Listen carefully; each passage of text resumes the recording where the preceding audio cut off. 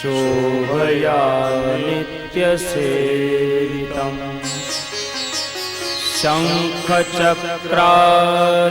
शङ्खचक्रादिसंयुक्तम्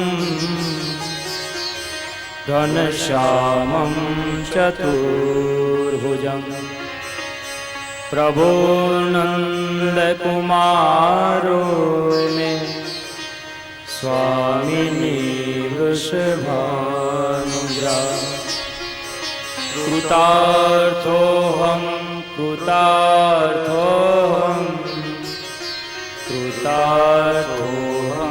न संशयः चिन्ता संतानहन्तार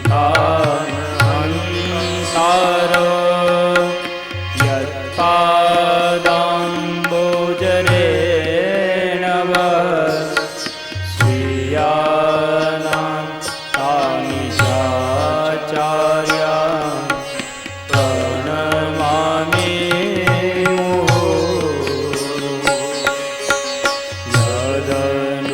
यदनुग्रहतो जन्तु सर्वदुःखातिगो भवेत् तमहं सर्वदा वन्दे श्रीमद्वल्लभनन्दनम्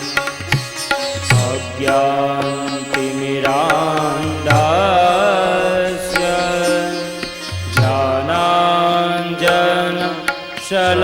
ज्ञानाञ्जनशलाकया चक्षुरुन्मीलितं येन तस्मै श्रीगुरवे नमः।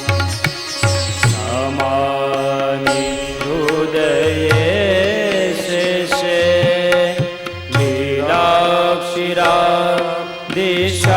लीलाक्षिरादिशायिनं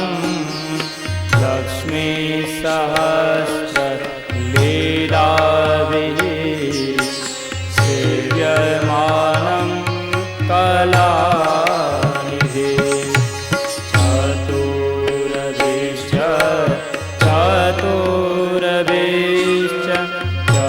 चतुरभिश्च त्रिभिस्तथा षड्भिः विराजते योऽसो पञ्चधारुदये मम पञ्चधारुदये मम पञ्चधारुदये मम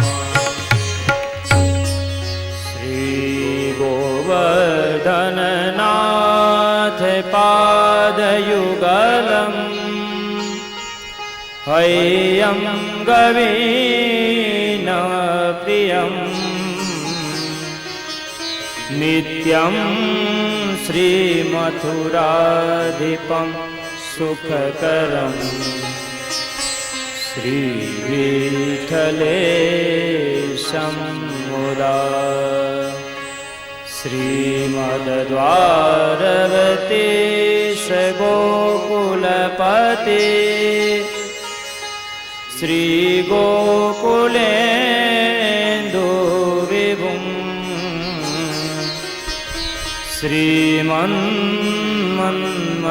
श्रीमन्मथमोहनं नटवरं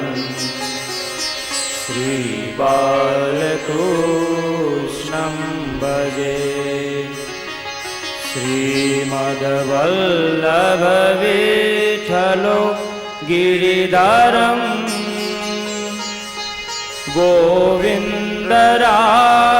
गोविन्दरायाविदं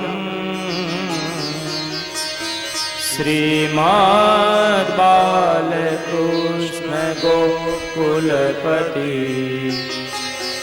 नाथं रघूणां तथा एवं श्री यदुनायकं किल घन श्यामं च तद्वंशजा कालिन्दीं स्वगुणप्रभां गुरुं गिरिं गुरुविभुं प्रभुश्च स्मरे पुष्टिमार्गीय सर्वज्ञ करुणारसपूरितः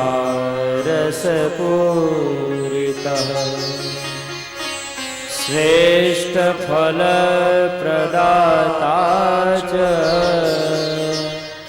तस्मै श्रीगुरवे नमः। तस्मै श्रीगुरवे नमः। तस्मै श्रीगुरवे नमः। શ્રી વલ્લભના કૃપાપાત્ર લાડી લાભ સૌ ભગવદી વૈષ્ણવજનો, શિક્ષાપત્રનો આ સત્રનો આજે વિરામ થવા જઈ રહ્યો છે. ત્યારે ગત 6 દિવસોમાં વૈષ્ણવોના 8 કર્તવ્યનું આપણે દર્શન કર્યું, 5 હજી બાકી છે.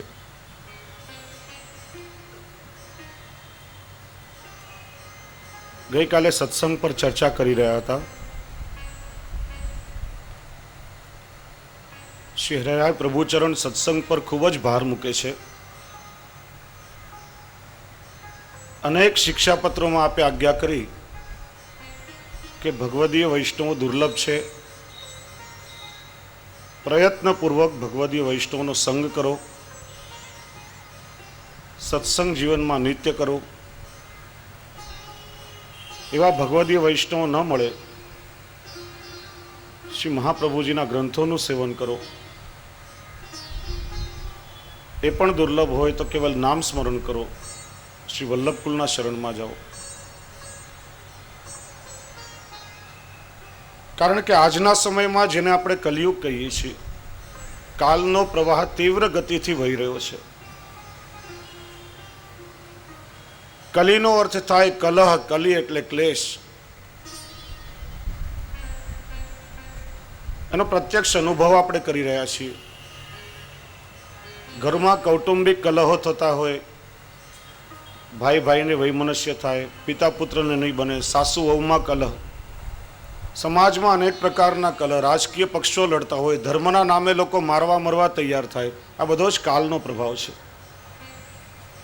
પણ આ ક્લેશનો લેશ પણ ભગવાન શ્રી કૃષ્ણને ગમતો નથી. ક્લેશ હોય ત્યાં ક્યારે કૃષ્ણ બિરાજે નહીં, અને કૃષ્ણ બિરાજે ત્યાં ક્યારે પણ ક્લેશ થાય નહીં. જ્યાં સત્સંગ થાય ત્યાં સ્વયં પ્રભુ પોતાના ગુણાનુવાદ શ્રવણ કરવા માટે બિરાજે છે. અને જ્યાં પ્રભુ બિરાજે ત્યાં ક્યારે પણ ક્લેશ થાય નહીં. અને આ કાલના પ્રવાહમાં વહેતા જીવોને પ્રભુ સુધી પહોંચાડવાનું કોઈ સાધન હોય તો એ માત્ર સત્સંગ છે. આપણે ચર્ચા કરતા હતા કે સત્સંગ આપણને સુંદર દ્રષ્ટિ આપે છે.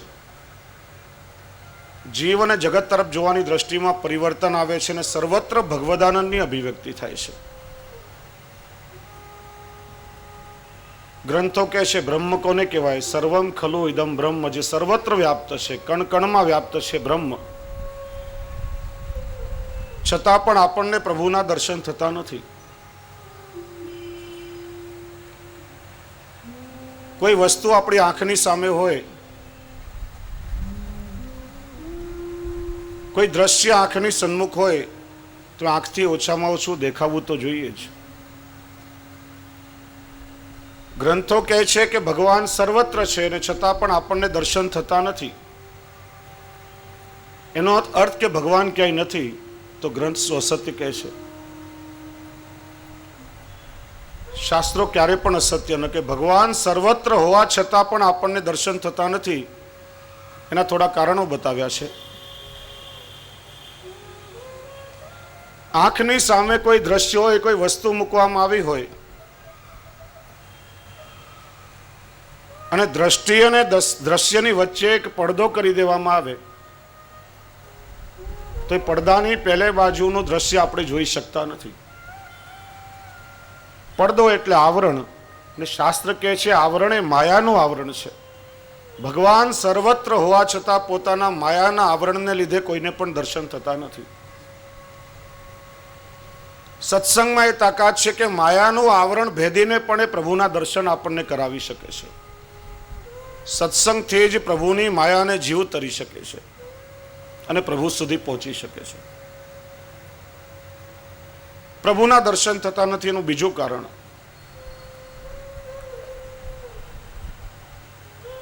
કહેવાય છે કે આંખની સૌથી નજીકમાં નજીકની દ્રશ્ય અને સૌથી દૂરનું દ્રશ્ય આપણે જોઈ શકતા નથી. ચશ્મા પહેરનારાને ઘણીવાર અનુભવ થયો હશે. પુસ્તક વાંચતા હોઈએ અને ચશ્માના કાચ પર કીડી ચાલતી હોય તો આમ પુસ્તકના પાના પર સાફ કરીએ, ખબર ન પડે કે કાચ પર છે કે પાના પર ચાલી રહી છે. કોઈ પણ વસ્તુ આંખની એકદમ નજીક હોય આપણને દેખાતી નથી. પ્રભુ આપણી અંદર હોવા છતાં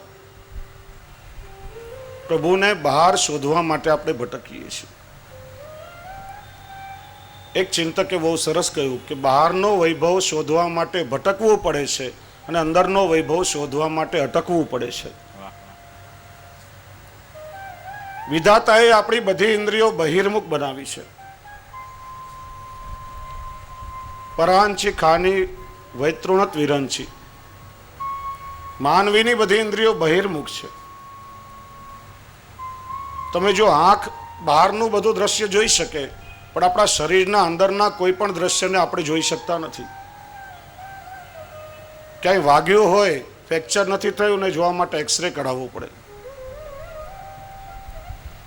કાન બહારનો બધો અવાજ સાંભળી શકે છે પણ આપણા અંદર પણ કેટલો અવાજ છે, શરીરના આપણા પોતાના હૃદયના ધબકારા પણ આપણે સાંભળી શકતા નથી. એના માટે પેલું સ્ટેથેસ્કોપ લગાવવું પડે. નાકથી બહારની બધી જ ગંધનો અનુભવ આપણને થાય છે પણ શરીરના આપણા પોતાના અંદરની કોઈ પણ ગંધનો અનુભવ આપણને થતો નથી. એટલા માટે માનવી અંતર્મુખી બને, બહાર ચારે બાજુ ભટકવાને બદલે પોતાના ચિત્તને સ્થિર કરે, પ્રભુમાં કેન્દ્રિત કરીને અંતર્મુખી બને, ત્યારે એના પ્રભુના દર્શન થાય છે.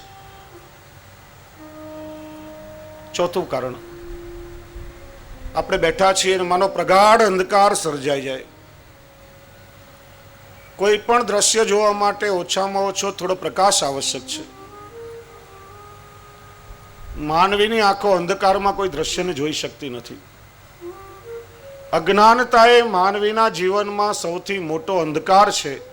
એટલે જ કહેવાય ને કે અજ્ઞાની અને આંધળો બંને સરખા કહેવાય. બંનેને દોરનાર કોઈ વ્યક્તિ હોવો જોઈએ. સત્સંગ માનવીના જીવનમાં જ્ઞાનની જ્યોત પ્રગટાવે છે અને જ્ઞાનના પ્રકાશમાં પ્રભુના દર્શન કરાવે છે. પાંચમું કારણ, વસ્તુ આપણી આંખની સામે હોય ને આપણે એની તરફ પીઠ કરીને બેસી જઈએ તો આંખની સામેનું દ્રશ્ય દેખાય, પાછળનું દ્રશ્ય માણસ જોઈ શકતો નથી. તમારી આગળ કોણ બેઠું છે તમને ખબર પડે, તમારી પાછળ કોણ છે એ આપણે જોઈ શકતા નથી. આજે જીવ ઠાકોરજી તરફ પીઠ કરીને બેઠો છે, પ્રભુથી વિમુખ થયો છે અને એટલા માટે પ્રભુનો અનુભવ થતો નથી. સત્સંગ આપણને પ્રભુની સન્મુખ કરે છે અને જીવ જ્યારે ઠાકોરજીની સન્મુખ થાય ત્યારે જ એને પ્રભુનો અનુભવ થઈ શકે છે. અને એટલા માટે સત્સંગ એવું સાધન છે કે સર્વત્ર ભગવદાનંદની અભિવ્યક્તિ કરાવી શકે. અને એવી દ્રષ્ટિ જીવને જ્યારે પ્રાપ્ત થાય ત્યારે કોઈ પણ ક્રિયા, કોઈ પણ વસ્તુ, કોઈ પણ વ્યક્તિ પ્રત્યેકમાં આપણને પ્રભુની લીલાનો જ અનુભવ થાય છે. આજનો આધુનિક થોડો સંદર્ભ લઈએ તો ક્રિકેટની રમત, હમણાં જ 2 દિવસ પહેલા IPLની ક્રિકેટ મેચ પૂરી થઈ. ભાનુભાઈ વોરાએ બહુ સરસ વાત કરી. અત્યારે પણ આપણે IPL જ રમી રહ્યા છે. IPL એટલે ઈશ્વર પ્રત્યે લાગણી.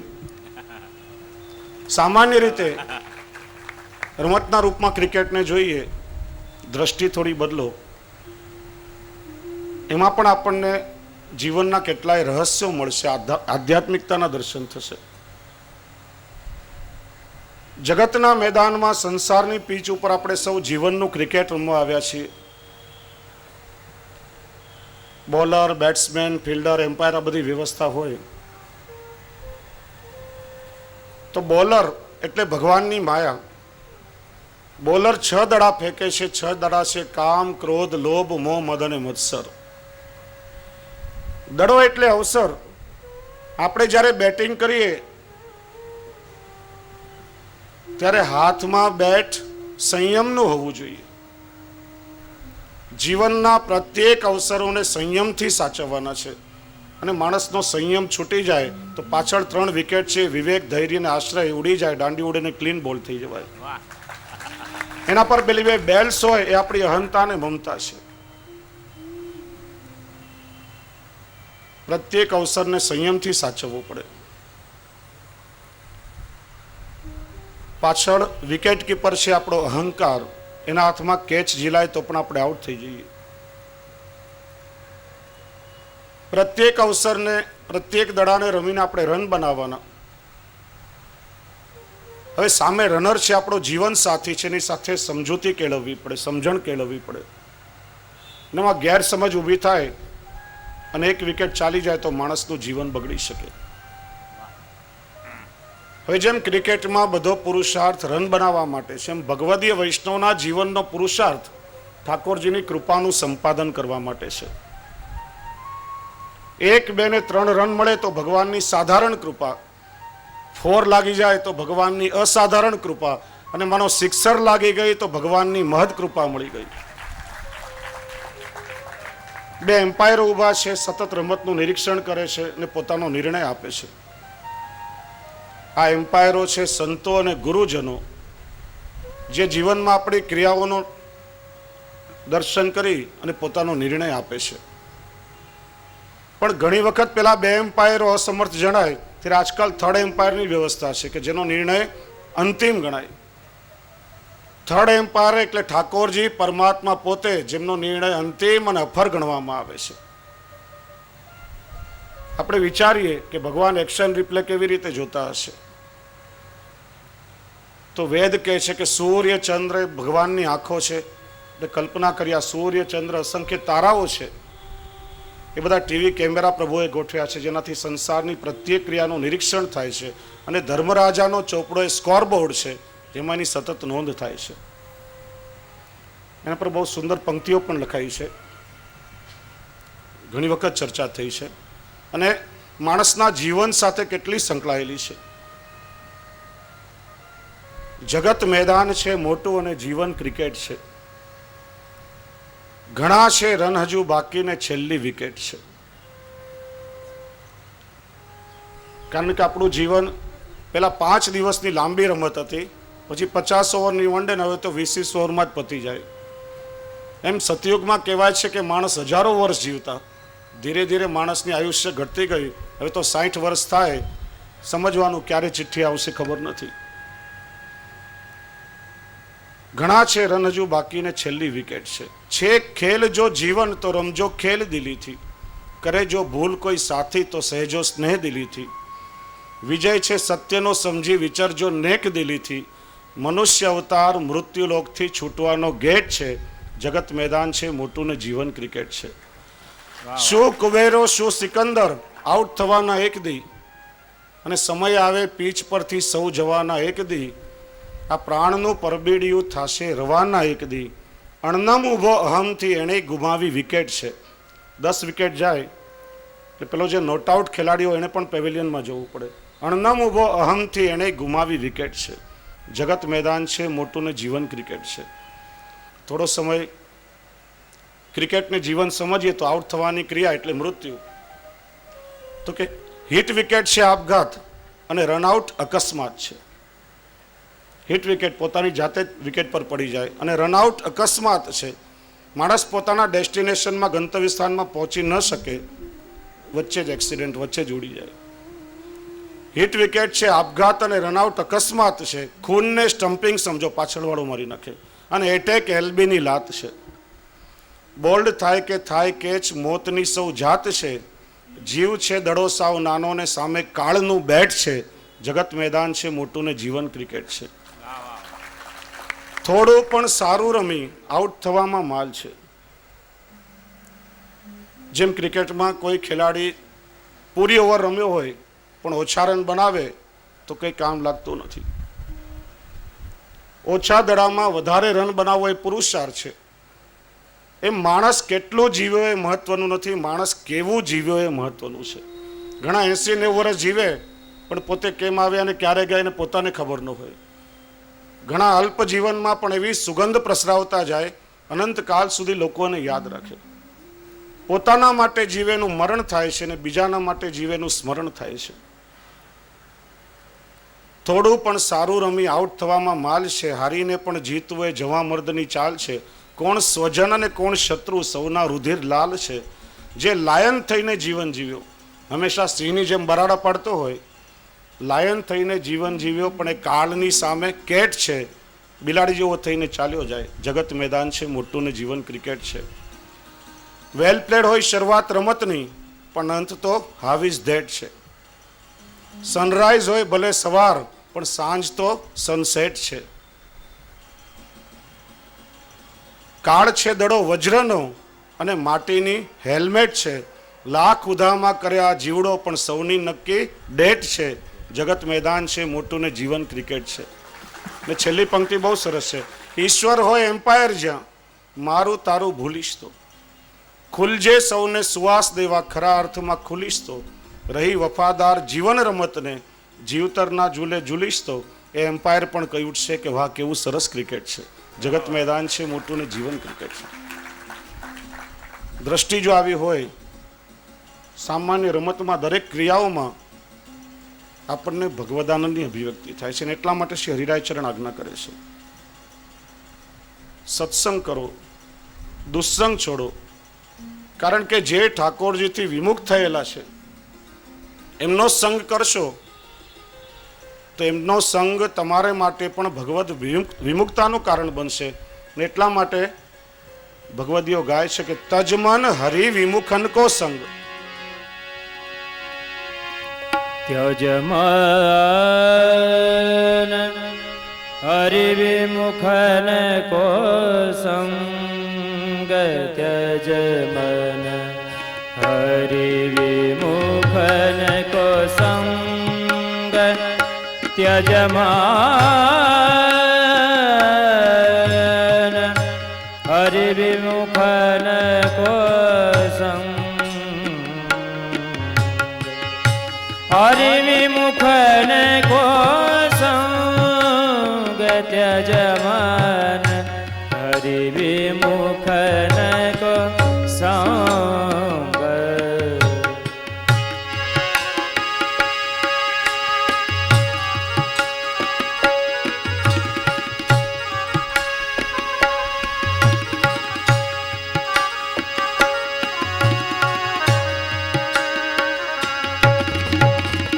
जाके संग है को बुद्धि उपजत, परत भजन में भंग. त्यजमन जाके संग में कुमति उपजत, परत भजन में भंग. આપણી બુદ્ધિ પણ બગડે અને ઠાકોરજીની સેવા પણ છૂટે, પ્રભુથી વિમુખ થઈ જવાય. માટે કહે છે કે તજમન હરિ વિમુખન કો સંગ. परत भजन में भंग. तजमन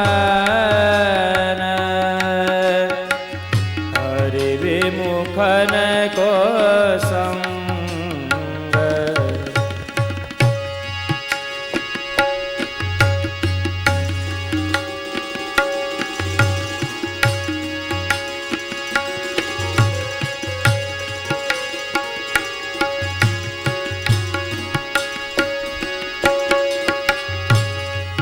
को कहाँ यरग जाले पन, मरकट भूषणया.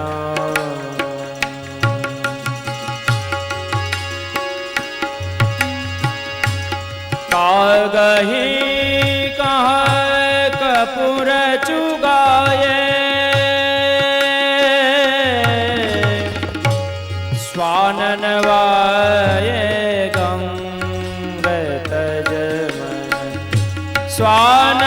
ગાવત ગૌંગ તજ મન વિમુખ ન કુસંગ.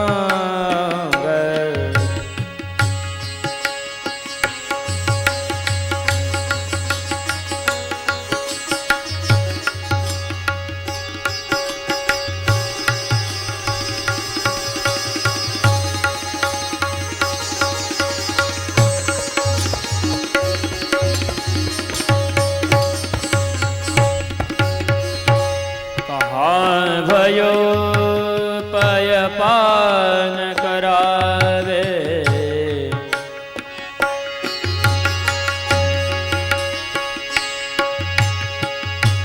કહા ભયો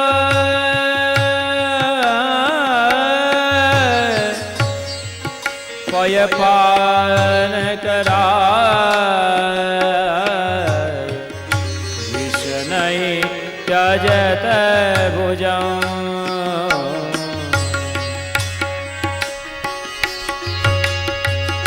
કા ભયો પય પાન કરાવે વિષ્ણ તજત ભુજંગ. સર્પને જેટલું વિષ પીવડાવીએ છતાં પણ એ ડંખ જ મારે છે અને દૂધનું વિષ જ બનાવે છે.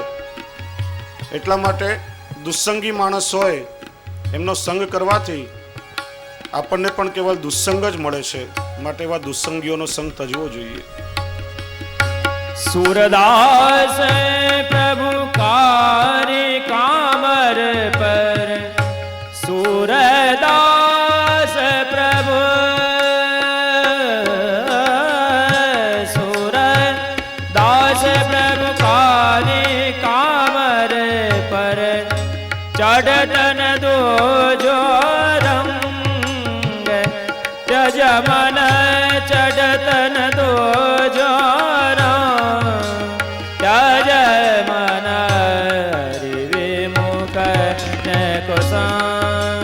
सूरदास प्रभु કારી કામર પર ચડત ન દૂજો રંગ.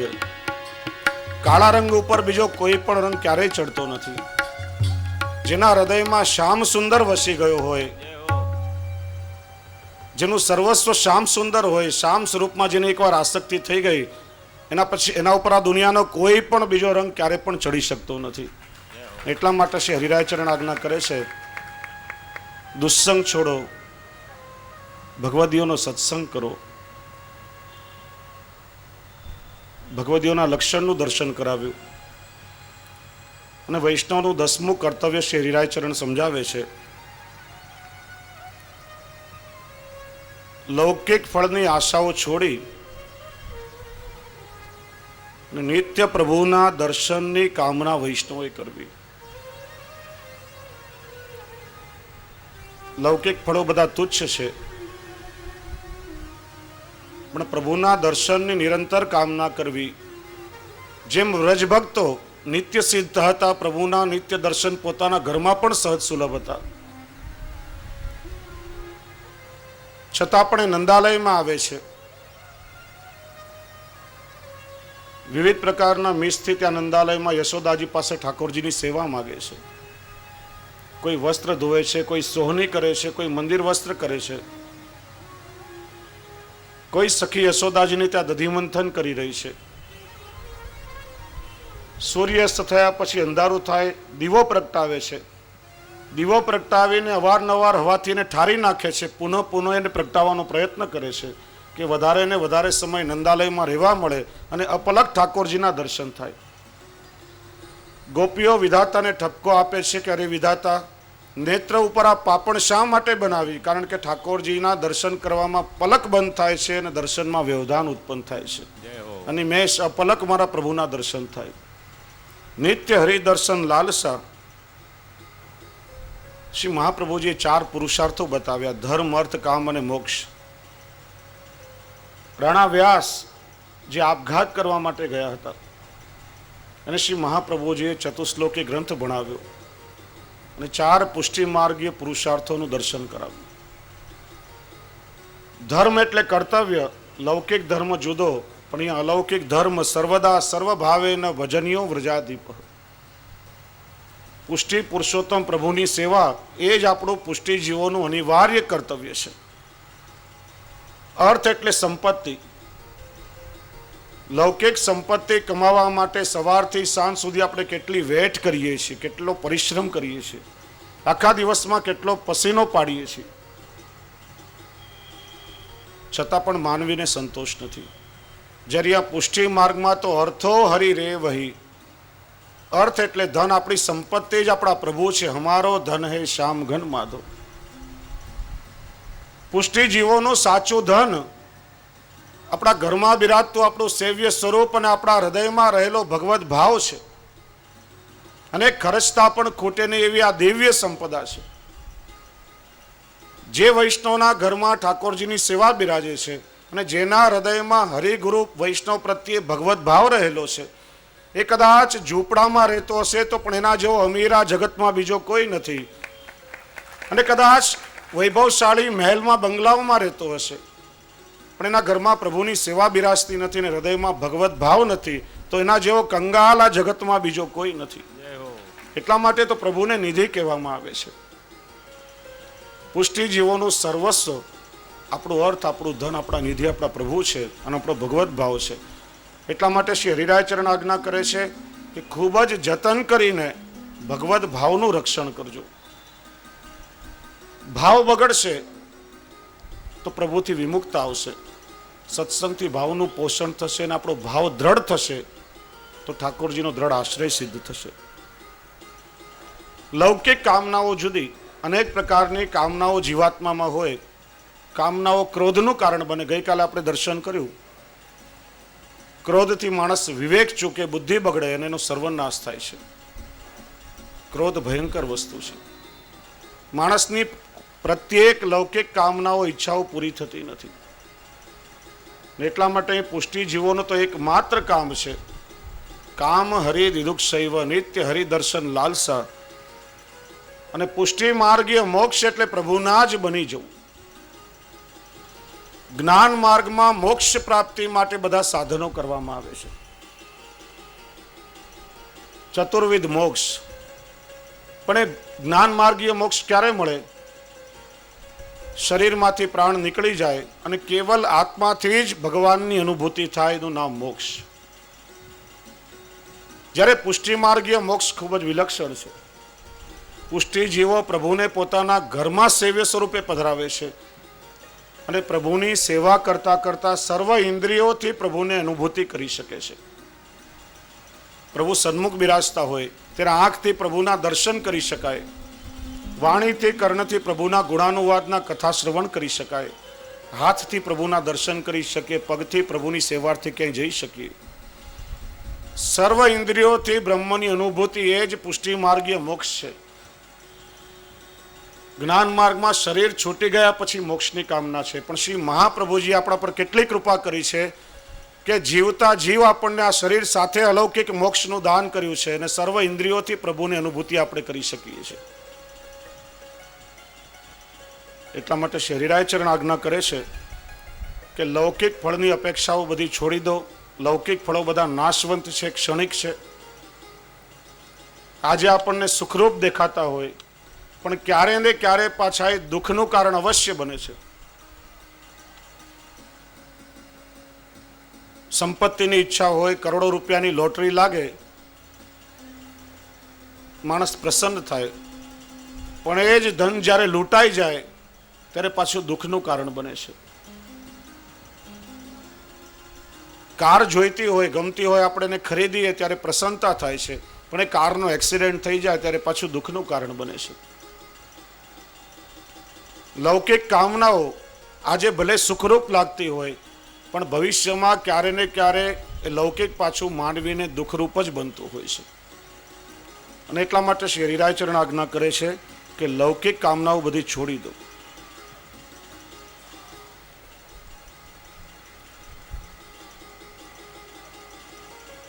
નવમું કર્તવ્ય સમજાવ્યું. હવે 10મું કર્તવ્ય પુષ્ટિ જીવનું શ્રી હરિરાયચરણ સમજાવે છે. જ્ઞાનનો અહમ છોડી ભક્તિ કરો.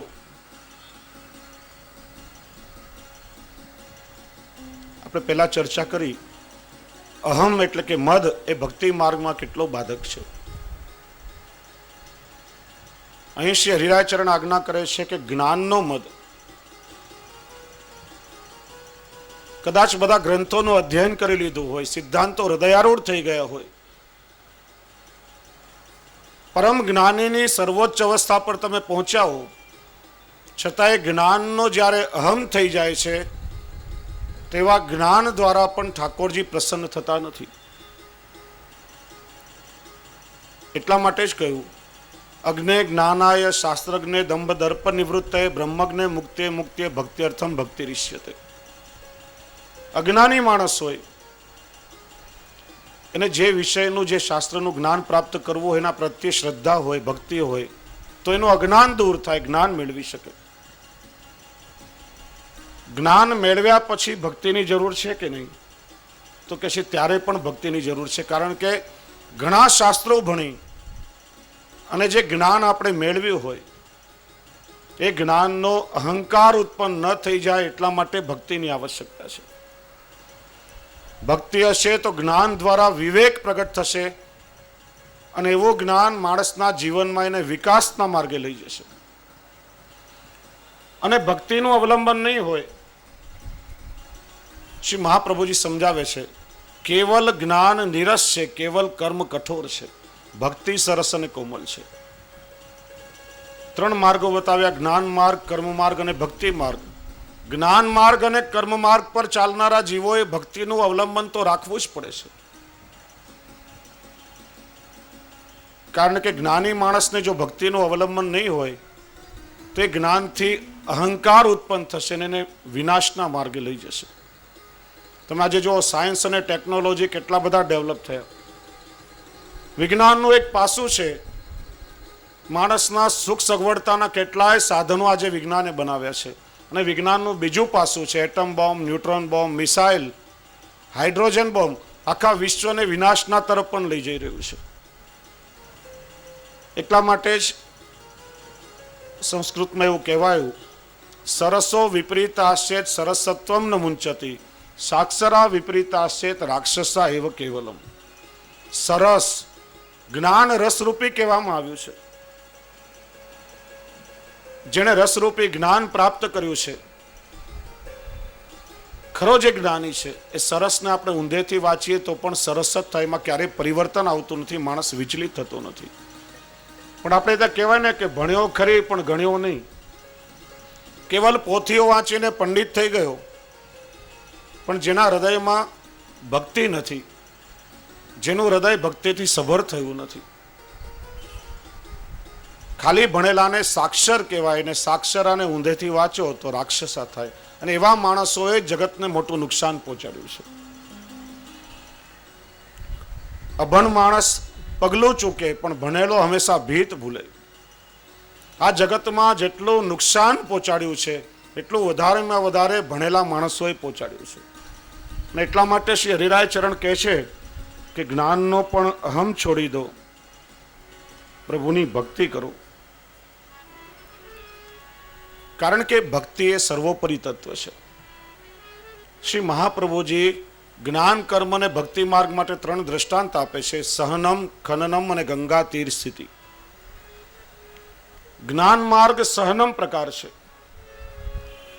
માણસ જ્ઞાન પ્રાપ્ત કરે, બ્રહ્મ જગત જીવનું સ્વરૂપ સમજાય, દેહ અને આત્મા વચ્ચેનો ભેદ જ્યારે સમજી લે, એવા જ્ઞાની માણસને તરસ લાગે ત્યારે વિચારે, તૃષા એ તો શરીરનું દુઃખ છે, શરીરનો ધર્મ છે, દુઃખ થશે તો કેવલ શરીરને થશે, આત્માને ક્યારે પણ દુઃખ થતું નથી, હું તો આત્મ સ્વરૂપ છું, એમ માની અને તરસનું દુઃખ સહન કરે. સહનમ પ્રકાર. કર્મ માર્ગ ખનનમ પ્રકાર. કર્મી માણસને તરસ લાગે, દુઃખ સહન નહીં કરે, પણ કંઈ જળાશય શોધશે અથવા તો કૂવો ખોદીને પણ જળ મેળવવાનો પ્રયત્ન કરશે. એમાં પણ માનવીને પરિશ્રમ તો કરવો જ પડે છે.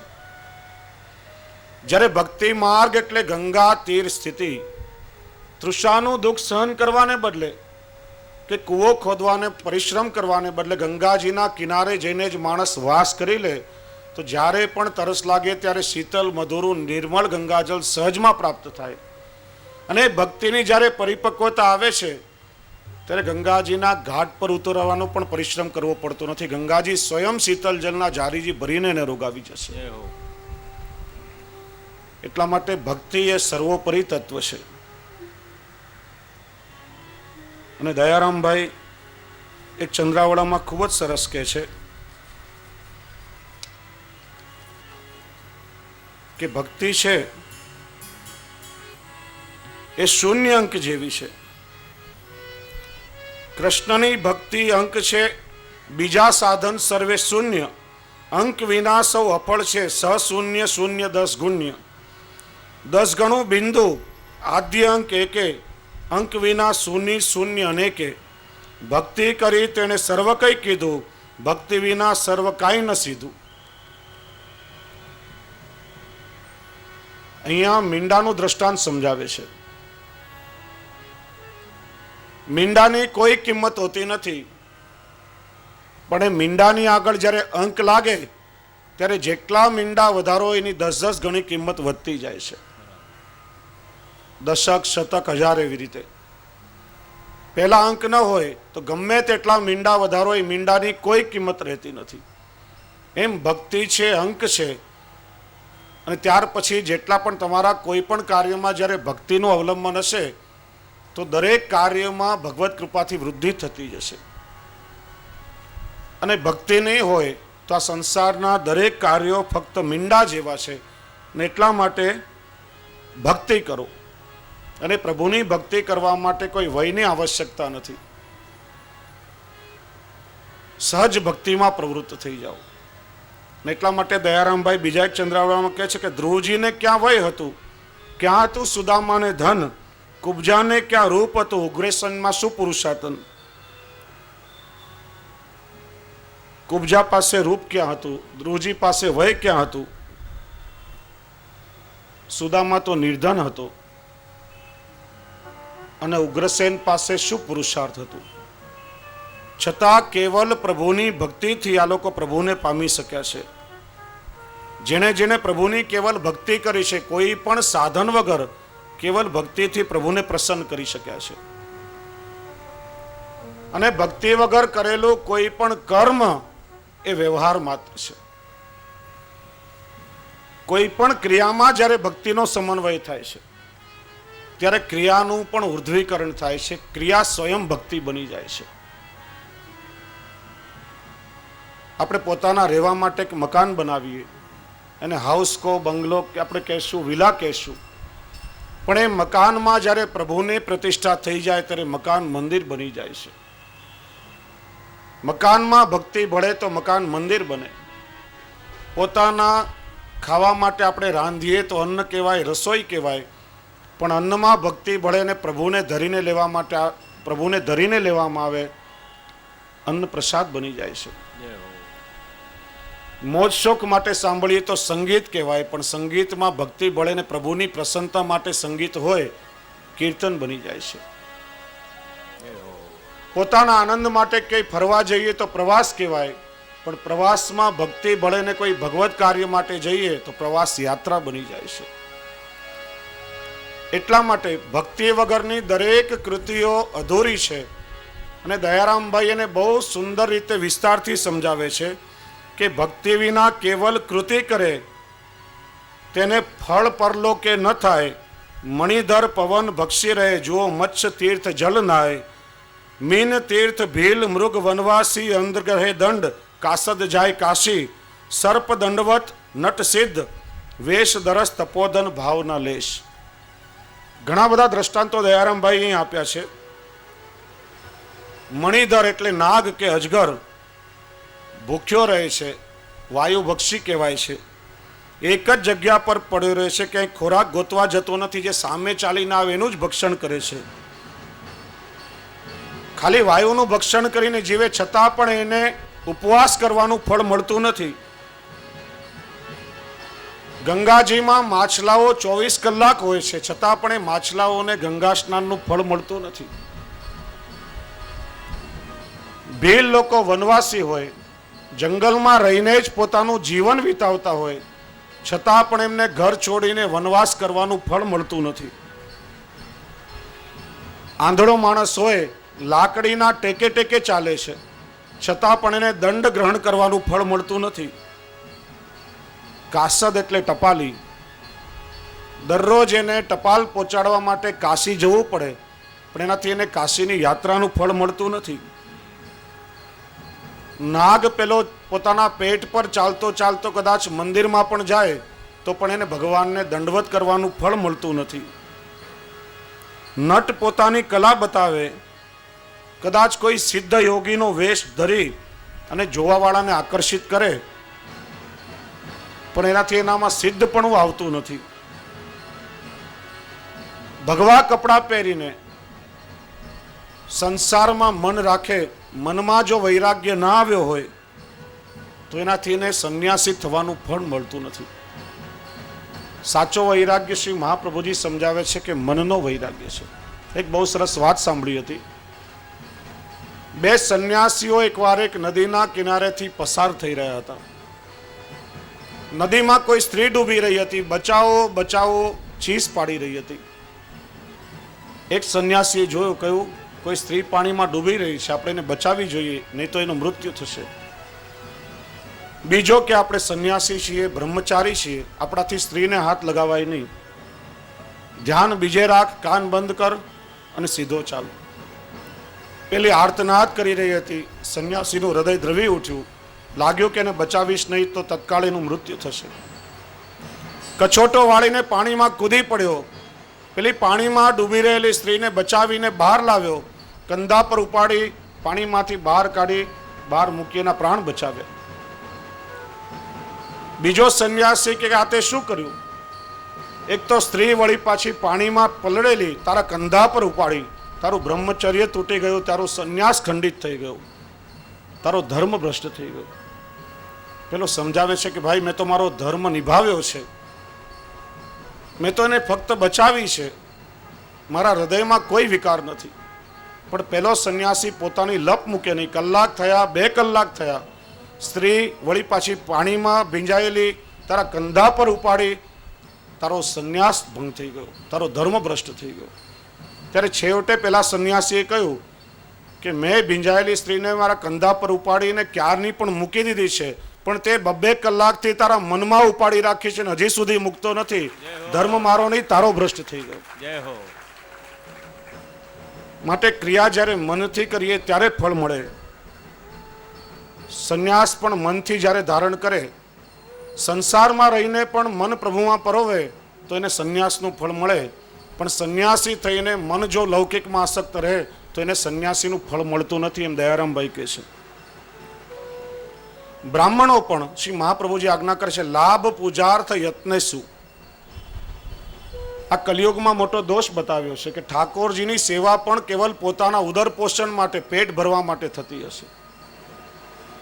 બ્રાહ્મણો પણ જો પોતાનું પેટ ભરવા માટે પગાર લઈને ભગવાનની પૂજા કે સેવા કરે તો એનાથી એને દેવ પૂજાનું ફળ મળતું નથી.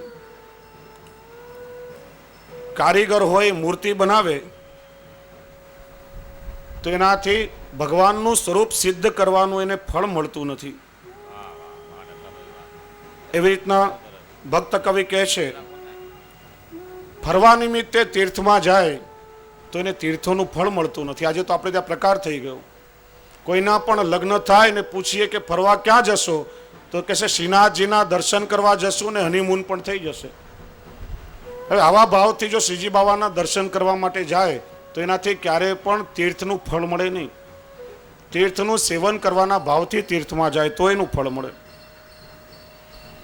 માળા ફેરવતી વખતે એ પણ આપણે ચર્ચા કરી, મન જો બીજે ભટકતું હોય તો કેવલ કાષ્ટના પારા જ આપણે ફેરવીએ છીએ, એનાથી માળાનું પણ ફળ મળતું નથી. અને કોઈ ગાયક હોય, ગાયક જો એ રૂપિયા લઈને પ્રભુના ભજન ગાતો હોય તો એને કીર્તન કરવાનું ફળ ક્યારે પણ મળતું નથી. એટલા માટે ભક્ત કવિ અહીંયા સમજાવે છે કે દરેક ક્રિયાની સાથે સાથે ભક્તિનું અવલંબન રાખવું. ભક્તિ હશે તો એનાથી જ કેવલ ઠાકોરજી પ્રસન્ન થશે. કારણ કે ભગવાન પોતે આજ્ઞા કરે છે, અહમ ભક્ત પરાધીનો, હું કેવલ મારા ભક્તોના વશમાં છું. અને એટલા માટે શ્રી હરિરાય ચરણ પણ આપણને આજ્ઞા કરે છે, જ્ઞાનનો અહમ છોડો, ભક્તિ રાખો. કારણ કે દરેક અવસ્થામાં કેવલ ભક્તિ દ્વારા જ તમારો અલૌકિક પુરુષાર્થ સિદ્ધ થશે. એક નાનકડા દ્રષ્ટાંતથી આપણે સમજીએ. અમેરિકા દેશમાં બહુ મોટા મોટા બહુમાળી મકાનો છે, 80, 100, 110 માળ સુધીના મકાનો. 80 માળના એક મકાનમાં 80મા માળ પર 4 મિત્રો રહેતા હતા. એકવાર રાત્રે બહારથી ફરીને આવ્યા, પાર્કિંગમાં પોતાની ગાડી પાર્ક કરી લિફ્ટ પાસે આવ્યા ત્યારે ખબર પડી કે આખા મકાનની લિફ્ટની સિસ્ટમ ખરાબ થઈ ગઈ છે. હવે 80 માળ પગથિયા ચડીને જવું પડશે, બીજો કોઈ વિકલ્પ નથી. આપણને આજે 3 કે 4 માળ ચડીને કોઈ મહેમાનને ત્યાં જવાનું હોય તો પહેલાથી જ શ્વાસ ફૂલી જાય. 80 માળ જવું સામાન્ય વાત નથી. થાક પણ ઘણો લાગે, સમય પણ કેટલો લાગે, પણ બીજો કોઈ વિકલ્પ નથી. એટલે ચારેય મિત્રોએ નક્કી કર્યું 80 માળ પગથિયા ચડીને જવાનું છે. સમય પસાર કરવા આપણે ચારેય મિત્રોએ વારાફરતી એક વાર્તા કહેવાની. પગથિયા ચડવાના શરૂ કર્યા. એક પછી એક મિત્રે પોતપોતાની વાર્તા કહેવાની શરૂ કરી. 79મો માળ આવ્યો ત્યારે 3 મિત્રોની વાર્તા પૂરી થઈ ચૂકી હતી. એક જ માળ ચડવાનું બાકી હતું.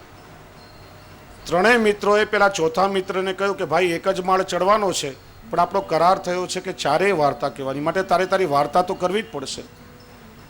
ત્યાં 80મો માળ આવી ગયો. ચોથા મિત્રે કહ્યું મારી વાર્તા બહુ નાની છે, ટૂંકી છે, 2 શબ્દમાં જ કહેવાનું છે. આપણે 80 માળ પગથિયા ચડીને આવ્યા, પણ ફ્લેટની ચાવી નીચે ગાડીમાં જ ભૂલી ગયા.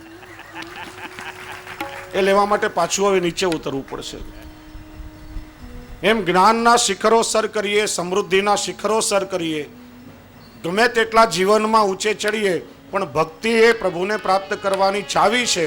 અને એ ચાવી જો આપણી પાસે નહીં હોય તો ક્યારે પણ પ્રભુ સુધી પહોંચી શકાશે નહીં. એટલા માટે શ્રી હરિરાય ચરણ આજ્ઞા કરે છે, ભક્તિનું અવલંબન રાખો, જ્ઞાનનો હમ તમે છોડી દો. અને વૈષ્ણવોના 11મા કર્તવ્ય વિશે શ્રી હરિરાય પ્રભુચરણ હવે આપણને સમજાવે છે. નાશ્રિતો વલ્લભાધીશો ન ચ દ્રષ્ટા સુબોધિની નારાધી રાધિકા નાથો વૃથા તજન્મ ભૂતલે. શ્રી વલ્લભના અને શ્રી ઠાકોરજીના ચરણારવિંદનો દ્રઢ અનન્ય આશ્રય કરો. આશ્રય એટલે પ્રભુની અનન્ય શરણાગતિ. જ્યાં સુધી જીવ પ્રભુના શરણમાં જતો નથી ત્યાં સુધી એ જીવની પાત્રતા થતી નથી, એ જીવનો ઉદ્ધાર શક્ય નથી. વૈષ્ણવો, એટલા માટે પુષ્ટિ માર્ગમાં બ્રહ્મ સંબંધ, ઠાકોરજીની અનન્ય શરણાગતિ એ સૌથી પહેલું પગથિયું છે. જીવ જ્યારે પ્રભુના શરણમાં આવે છે, પોતાનું સર્વસ્વ પ્રભુને સમર્પિત કરી દે છે. સર્વની સાથે સ્વ એટલે આપણી અહંતા અને મમતા પ્રભુને સમર્પણ થઈ જાય છે. ત્યારે જીવની પાત્રતા નિર્મિત થાય છે અને ત્યારે જીવ પ્રભુની કૃપાનો પાત્ર બને છે અને ત્યારે કૃપાનો અનુભવ થાય છે. પૂર્વમાં આપણે ચર્ચા કરી, કુરુક્ષેત્રના મેદાનમાં પોતાના સ્વજનોને જોઈ અર્જુનના ગાત્રો ઢીલા પડી ગયા, હાથમાંથી ગાંડીવ ધનુષ્ય સરકી ગયું, શિથિલ થઈ નિશ્ચેતન થઈને રથમાં બેસી પડ્યો. ભગવાનના યુદ્ધ મારાથી થઈ શકે નહીં, પોતાના સ્વજનો પર અસ્ત્ર કઈ રીતે ઉપાડું? 18 અધ્યાયમાં ભગવાને એને ગીતાનો ઉપદેશ આપ્યો. અર્જુન યુદ્ધ કરવા તૈયાર થયો નહીં. છેવટે ભગવાને કહ્યું, અર્જુન, મેં તને જ્ઞાન, કર્મ, ભક્તિ, પ્રપત્તિ બધું રહસ્ય સમજાવ્યું, પણ તારી સમજમાં ના આવે તો છેવટે એક કામ કર, સર્વધર્માન પરિત્યજ્ય મામેકમ શરણમ વ્રજ અહં ત્વામ સર્વ પાપેભ્યો મોક્ષયિષ્યામિ મા શુચ. બધા જ વર્ણાશ્રમ ધર્મોનો ત્યાગ કરી મારા શરણમાં હું તારો ઉદ્ધાર કરીશ. અર્જુન ભગવાનના શરણમાં આવ્યો, ભગવાનની બિનશરતી શરણાગતિ સ્વીકારી, ત્યારે એની પાત્રતા નિર્મિત થઈ, યુદ્ધ પણ કર્યું અને વિજયશ્રી પણ પ્રાપ્ત થઈ. એમ શ્રી મહાપ્રભુજી આપણને સમજાવે છે જીવ જ્યારે ભગવાનના શરણમાં આવે છે ત્યારે એનું અધૂરું જીવન મધુરું બને છે. અને શરણાગતિ એટલે શું? શરણાગતિનો અર્થ થાય છે સર્વસ્વ આ સમંતાત શ્રેયતી ઇતિ આશ્રય. જે પણ કંઈ આપણી પાસે, પણ જોજો આ વાતની ખબર કાનુડાને પડવી જોઈએ નહીં. કારણ કે કનૈયો વિચારે છે કે આજે મૈયા આપણાથી છુપાઈને કંઈ કરી રહી છે, ચાલો આપણે જઈને જોઈએ માં શું કરી રહી છે. કોઈની નજર ન પડે રીતે સંતાતો છુપાતો કાનુડો ત્યાં આવ્યો અને જે તરફ જમનાજીનો જલ પ્રવાહ ગતિ કરી રહ્યો હતો, નીચાણવાળા ભાગમાં કેડબોડ જલમાં જઈને ઊભો રહ્યો. જે દેવડાઓ તરતા તરતા સામે આવે ને લઈ લઈને કિનારે તારવવા લાગ્યો. એક ગોપીની નજર પડી, બોલી મૈયા જુઓ, કાનુડો તો અહીંયા છે, પાણીમાં વધારે ને વધારે ઊંડો ઉતરી રહ્યો છે. માનું હૃદય વાત્સલ્યથી માએ કહ્યું, બેટા જલ અહીંયા ઊંડું છે, બહાર નીકળ, અહીંયા ઊભો રહીને શું કરી રહ્યો છે? કનૈયાએ કહ્યું, માં તમે બધા જે દીવડાઓ તરાવો છો એને લઈ લઈને હું કિનારે તારવું છું. માએ કહ્યું, બેટા હું છું, આટલી બધી અનેક ગોપીઓ છે, તું કેટલાના દીવડાને કિનારે તારવીશ? બોલે બધા દીવડાઓની જવાબદારી મારી નથી, પણ જે તરતા તરતા મારી સન્મુખ આવશે એને તારવાની જવાબદારી મારી. જય હો. તરતા તરતા સન્મુખ આવશે ને તારવાની જવાબદારી. એટલા માટે તો આપણે ગાઈએ છીએ, શરણાએ સોઈ તારે જે જન શરણાએ સોઈ તારે. પ્રભુના શરણમાં ગયા પછી જીવને તારવાની જવાબદારી પ્રભુની છે. આપણા જેવો કોઈ જીવ ભવસાગરમાં તરતો હોય, તણાતો હોય, કાળના મોજાઓ સાથે અહીંયા ત્યાં ભટકતો હોય, શ્રી મહાપ્રભુજી જેવા સમર્થ ગુરુની કૃપા થાય અને બ્રહ્મ સંબંધ દ્વારા ઠાકોરજીની સન્મુખ પ્રભુના શરણમાં પહોંચાડી દે, પછી આપણને તારવાની જવાબદારી પણ ઠાકોરજીની છે. જે જન શરણ આયે તે તારે, જે જન શરણ આયે તે તારે, શરણ આયે તે તારે, જે જન શરણ આયે તે તારે.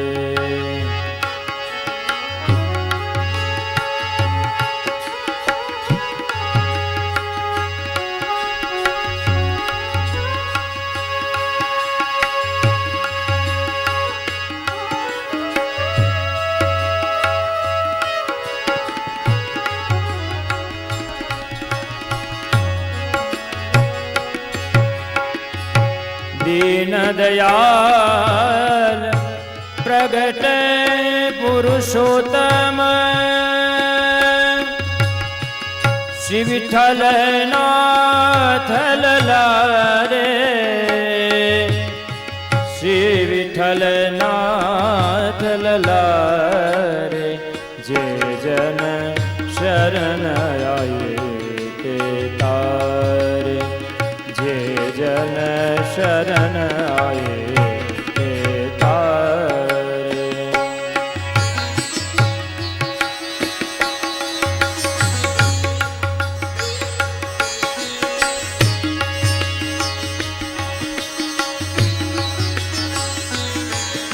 શરણ આયે સોઈ તારે, જે જન શરણ આયે સોઈ તારે.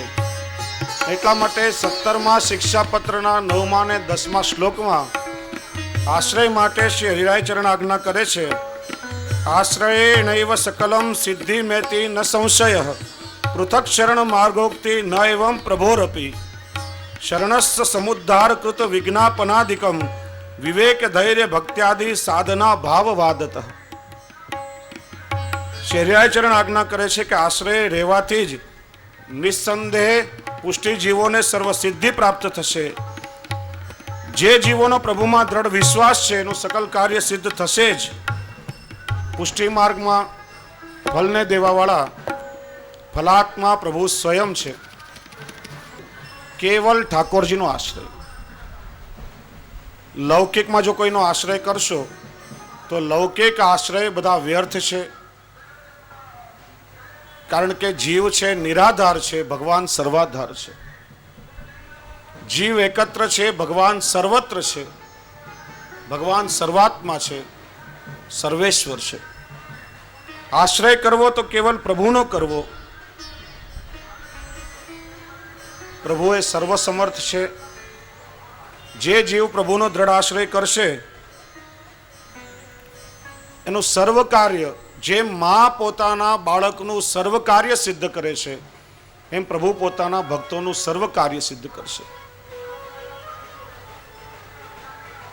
આશ્રયનો અર્થ આલસતા કે અકર્મીપણું નથી, પણ આશ્રયનો અર્થ થાય છે બાલ સહજતા, બાલ સુલભતા. જેમ એક નાનકડું બાળક પોતાના માતાના ભરોસે જીવતું હોય, કઈ ફરવા જવાનું હોય, બધા પોતપોતાની રીતે પોતાનો સામાન તૈયાર કરે. ફલાણી જગ્યાએ ઘોડે સવારી કરશું, એને માટેના કપડાં, અમુક જગ્યાએ ફરવા જશું એના કપડાં. પણ પેલું નાનું 3-4 વર્ષનું બાળક હોય, નિશ્ચિંતાથી ફરતું હોય, એને આપણે પૂછશું તું પહેરીશ શું? કે મારી માં જાણે. તું ત્યાં ખાઈશ શું? તો કે મારી માં જાણે. એને પોતાની ચિંતા હોતો નથી. એમ ભક્ત ક્યારેય પણ પોતાની ચિંતા કરતો નથી. ઠાકોરજી જે પરિસ્થિતિમાં જેવી રીતે આપણને રાખે, દરેક પરિસ્થિતિમાં કેવલ પ્રભુના ભરોસે જીવતો હોય. અને એટલા માટે જ લૌકિકમાં કોઈ દુઃખ આવે કે સુખ આવે, ભક્તને ક્યારેય પણ પ્રભુને પ્રત્યે ફરિયાદ થતી નથી. આપણા જીવનો સ્વભાવ છે, જેમ હરિરાય ચરણે આજ્ઞા કરી કે જીવા સ્વભાવ તો દુષ્ટ. લૌકિકમાં સુખ અને સગવડતાનો સમય હોય ત્યારે પ્રભુની આપણા પર કૃપા છે એવો આપણને વિચાર થાય. પણ ઘણી વખત ક્યારે કોઈ દુઃખ આવે, કોઈ આપત્તિ આવે, અગવડતાનો સમય આવે ત્યારે આપણો ભાવ આમ વિચલિત થઈ જાય છે, આશ્રય ડગવા લાગે છે કે પ્રભુએ મારા તરફ દ્રષ્ટિ કરી નથી, પ્રભુની દ્રષ્ટિ મારા તરફથી ફરી ગઈ છે. વૈષ્ણવો, પ્રભુ ક્યારે પણ જીવ તરફથી દ્રષ્ટિ ફેરવતા નથી. દુઃખ એ પણ જીવનની એક આવશ્યક ઘટના છે ને આપણે સૌ ભૂલી જઈએ છીએ. કેરી હોય, કાચી હોય ત્યારે એને ઘાસમાં તપવા માટે મૂકવામાં આવે. ઘાસમાં તપે, પરિપક્વ થાય, પછી એમાં મીઠાશ આવે છે, માધુર્યનું નિર્માણ થાય છે. એમ આપણા જીવનમાં પણ અધૂરાશ હોય, કચાશ હોય ત્યારે ઠાકોરજી થોડો સમય અગવડતા આપી અને તાપમાં તપવા માટે મૂકે, ત્યાર પછી જ માણસના જીવનમાં માધુર્ય પ્રગટ થાય છે. સુખ આપીને કે દુઃખ આપીને પ્રભુ માત્ર જીવ પર કૃપા જ વરસાવે છે. જેમ મધુર કરુણા એમ ભગવાનની કઠોર કરુણા પણ હોય છે. અને આ વાતને કેવલ પરિપક્વ અધિકારી જીવ જ સમજી શકે છે. સુખમાં તો પ્રભુની કૃપાનો અનુભવ બધાને થાય, પણ દુઃખમાં પણ ઠાકોરજીએ મારા પર કૃપા જ કરી છે એ વાત કેવલ પરિપક્વ અધિકારી સમજી શકે છે. જેમ સુરદાસજી એક પદમાં સુખમાં ભગવાન કેવી કેવી રીતે કૃપા કરે છે. જબ લગ ગજબલ અપનો ભરત્યો નેક સર્યો નહીં કામ, નિર્બલ હોય બલરામ પુકાર્યો આયે આધે નામ, સુનેરી બેને નિર્બલ કે બલરામ. પ્રસંગ સાંભળ્યો હશે. ગજ એટલે હાથી તળાવમાં પાણી પીવા માટે ગયો, મગરમચ્છે એનો પગ પકડી લીધો. હાથી એની સાથે પોતાની પ્રચંડ તાકાતથી લડે છે. હાથી વિચારે છે કે હમણાં મારા પગના તળિયા મગરને કચરી નાખીશ. જ્યાં સુધી પોતાના સામર્થ્યના બળ ઉપર એને ગુમાન હતું ત્યાં સુધી ભગવાન પધાર્યા નથી. પણ કહેવાય છે કે પાણીમાં મગરનું જોર હાથી કરતાં પણ વધારે બને છે. હાથી પોતાની તાકાતથી લડ્યો, પણ ધીરે ધીરે એનું બળ ખલાસ થવા લાગ્યું ને પછી ને એવું લાગ્યું કે હવે મારું મૃત્યુ નિશ્ચિત છે, ગમે ત્યારે કાળ મારો કોળિયો કરી જશે. નિસ્સાધન બની ગયો અને જેવો પ્રભુનું સ્મરણ કર્યું, હરિ, હજી અડધો શબ્દ બોલે ત્યાં તો ગરુડ પર બિરાજીને પ્રભુ પધાર્યા અને ગ્રાહ એટલે કાળના પંજામાંથી ગજને પ્રભુએ બચાવ્યો, એની રક્ષા કરી. જય હો. દ્રુપદ સુતા નિર્બલ ભય તાદીન તજાએ નિજ ધામ, દુશાસન કી ભુજા થકિત ભય વસન રૂપ ભય શ્યામ. એ પ્રસંગ પણ તમે સાંભળ્યો હશે. પૂર્વના સમયમાં એવું થયેલું, ભગવાન દ્વારકાધીશ એમને એકવાર શેરડી રોગવાની ઈચ્છા થઈ અને પોતાના હસ્તથી શેરડી છીલવા બેઠા. ચપ્પુની ધાર જરા પ્રભુની અંગુલીમાં વાગી અને રક્ત વહેવા લાગ્યું. વૃક્ષમણે આદિ પ્રભુની રાણીઓ વિવળ બની, વ્યાકુળ બની. અરે પ્રભુને પરિશ્રમ થયો છે, કોઈ પાટો લાવો, ચિત્રું લાવો. દ્વારકાધીશના દરબારમાં પાટો કે ચિત્રું ક્યાંથી હોય? ચિત્રો ગોતવામાં રાણીઓને વિલંબ થયો. દ્રૌપદી પાસે ઊભી હતી, એનાથી પ્રભુનો પરિશ્રમ સહન નહીં થયો. પોતાની કિંમતી સાડીનો છેડો ફાડી અને ભગવાનની અંગુલીમાં પાટો બાંધ્યો. હસ્તિનાપુરની સામ્રાજ્ઞી હતી, એની સાડી કિંમતી જ હોય. રાત્રે ભગવાન પોતાના શયનખંડમાં અંગુલીને જોઈ રહ્યા હતા. રૂક્ષ્મણીજીએ પૂછ્યું, ભગવાન શું નિરખી રહ્યા છો? ભગવાને કહ્યું કે આ પાટાના તંતુઓ મેં ગણ્યા, બરાબર 999 થયા. એનો અર્થ કે દ્રૌપદીના મારા પર 999 ઉપકાર થયા. પછી બીજે દિવસે ભગવાને કલા નિકેતનમાં ઓર્ડર કર્યો. 999 સાડીના પાર્સલ ગિફ્ટ મંગાવીને દ્રૌપદીને ત્યાં મોકલાવ્યા. એવી કથા આવે છે. એ ઋણનો બદલો ભગવાને બીજા દિવસે ચૂકવી દીધો હતો. તો અહીંયા હસ્તિનાપુરમાં ભર સભામાં અસહાય દ્રૌપદીની શું દશા થઈ હોત? દુર્યોધને દુશાસનને હુકમ કર્યો. વાળથી ઘસીટતા ઘસીટતા દ્રૌપદીને સભામાં લાવવામાં આવી. નિર્વસ્ત્ર કરવાનો આદેશ કર્યો અને માત્ર કહેવાયેલી વાત નથી, દુશાસને દ્રૌપદીના વસ્ત્ર ખેંચવા શરૂ કર્યા. દ્રૌપદી એક પછી એક બધા પાસે આજીજી કરતી રહી, કરગરતી રહી. કોઈ મને બચાવો, આજે હસ્તિનાપુરની કુલવધુની લાજ લૂંટાઈ રહી છે. સભામાં એકથી એક મોટા શક્તિશાળી યોદ્ધાઓ બેઠા હતા. રથીઓ, મહારથીઓ અને અતિરથીઓ બેઠા હતા. ભીષ્મ પિતામહ, ગુરુ દ્રોણાચાર્ય, કુલગુરુ કૃપાચાર્ય, વિદુરજી,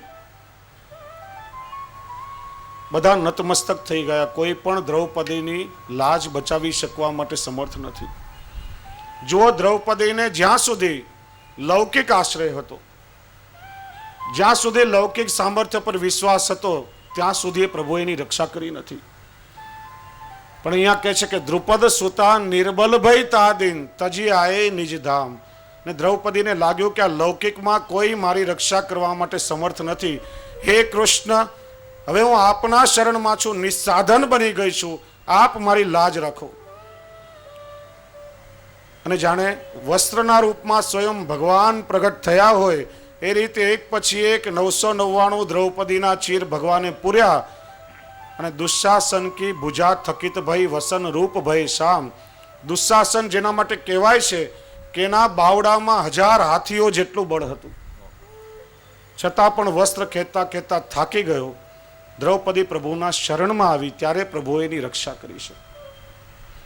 એટલા માટે શ્રી હરિરાયચરણ આજ્ઞા કરે છે, નિસ્સાધન બની જાઓ. જ્યાં સુધી પોતાના સાધન શક્તિ સામર્થ્ય પર વિશ્વાસ હશે ત્યાં સુધી પ્રભુની કૃપાનો અનુભવ થવાનો નથી. નિસ્સાધન બનીને પ્રભુની શરણાગતિ સ્વીકારી લો.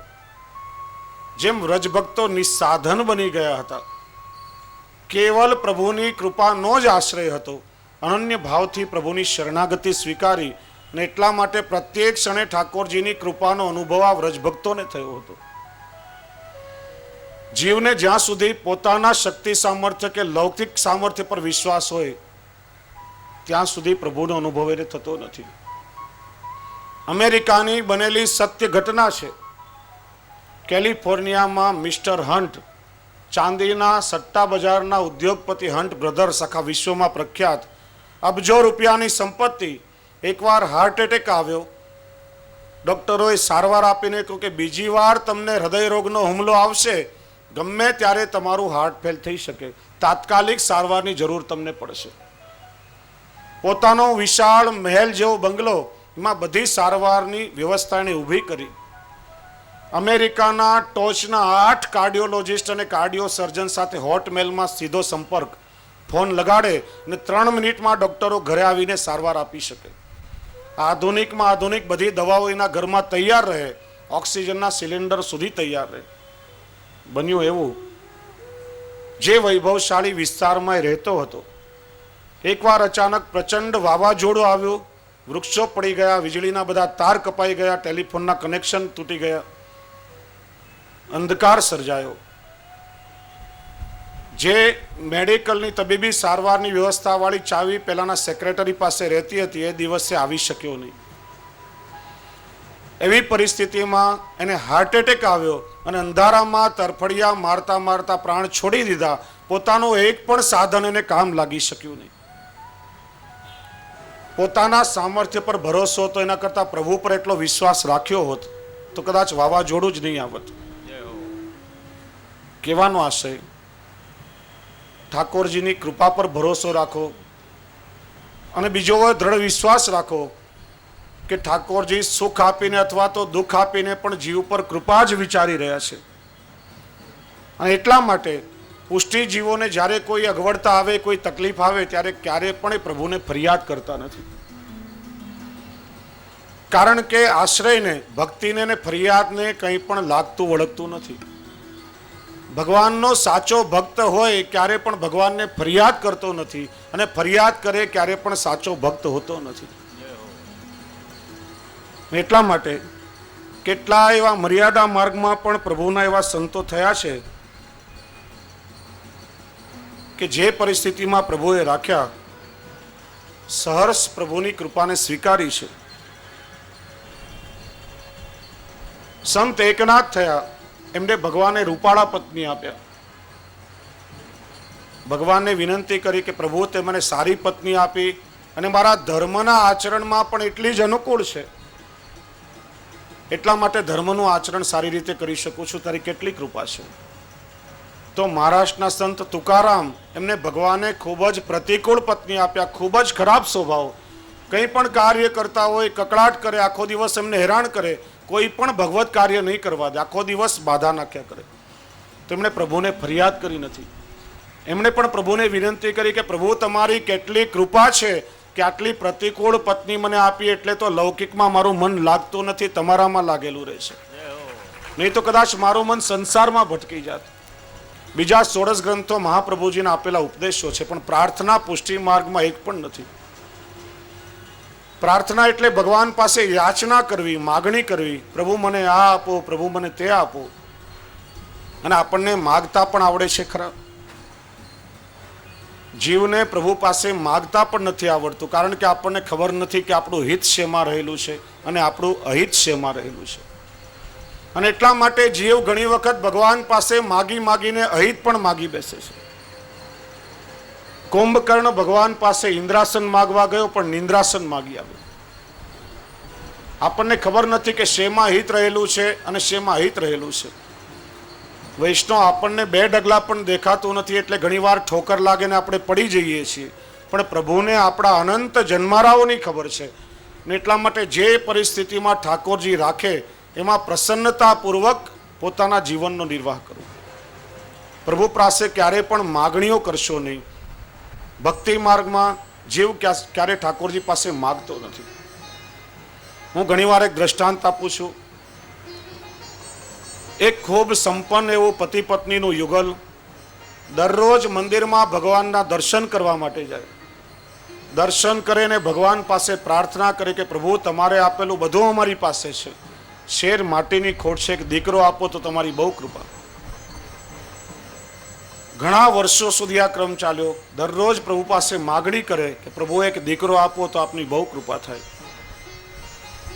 ઘણા લાંબા સમય પ્રભુએ એમનું સાંભળ્યું પણ ખરા. 25-30 વર્ષે જઈ અને એમને એક દીકરો થયો.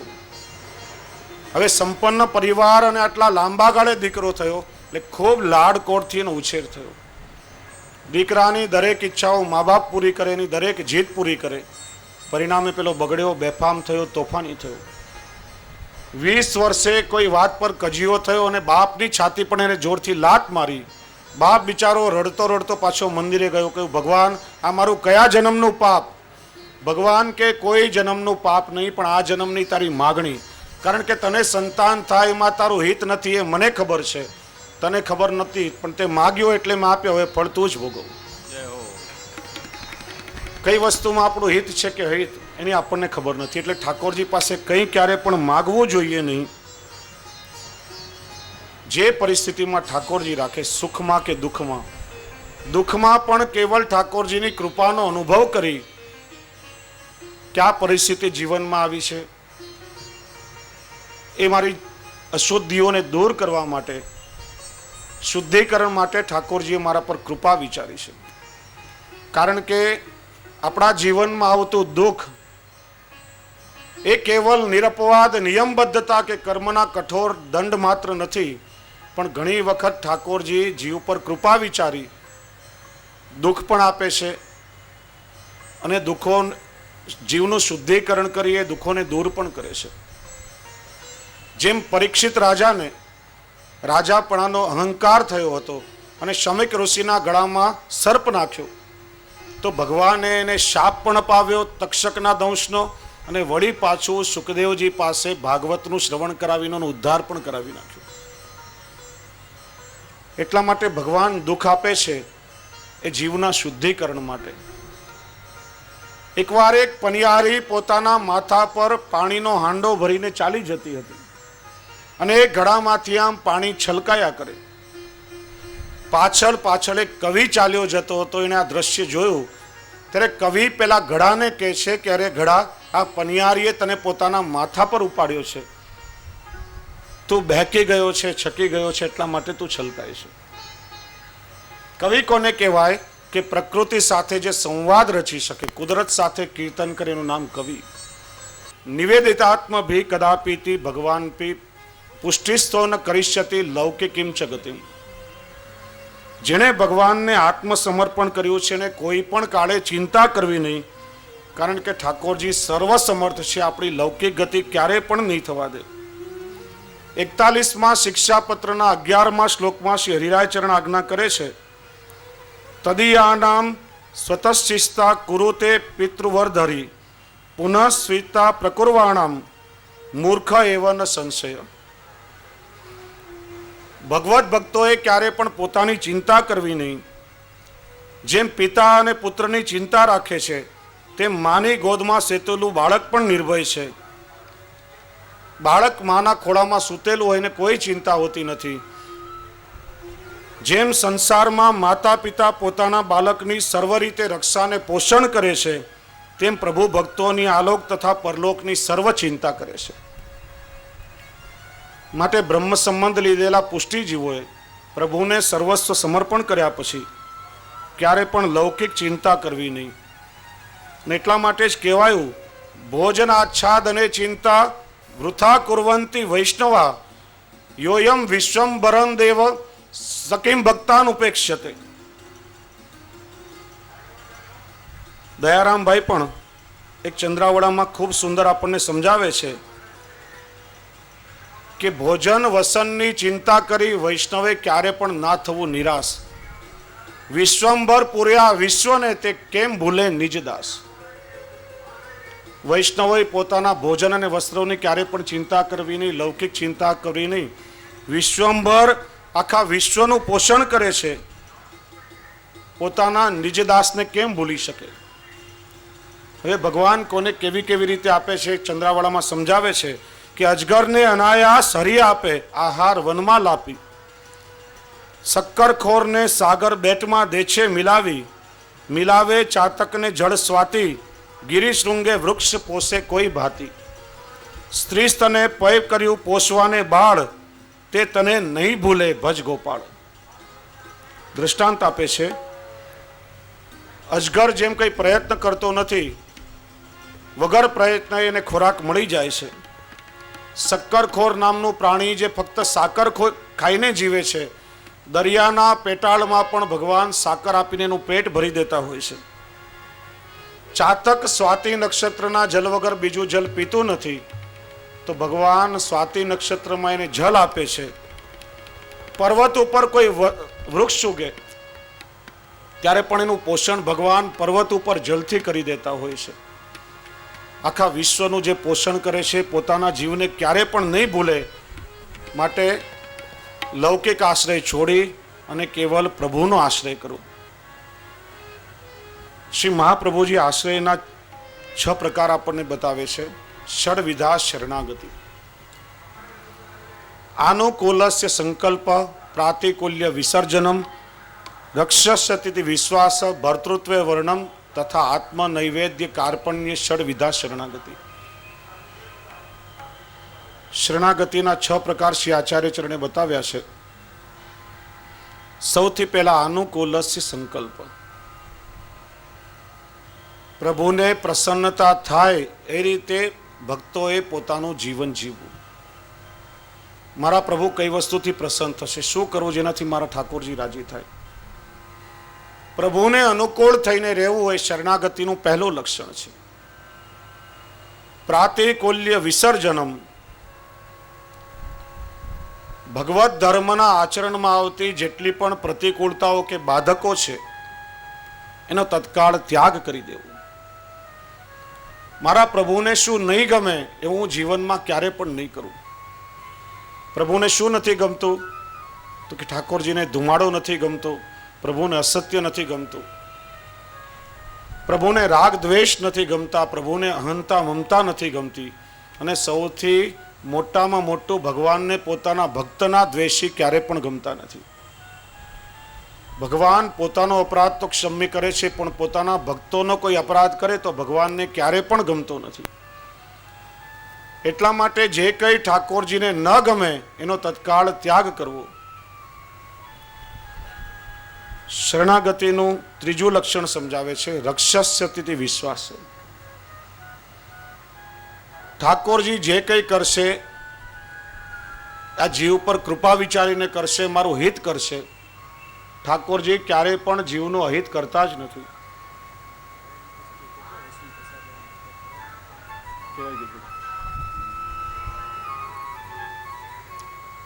હરી કરે તે ખરી.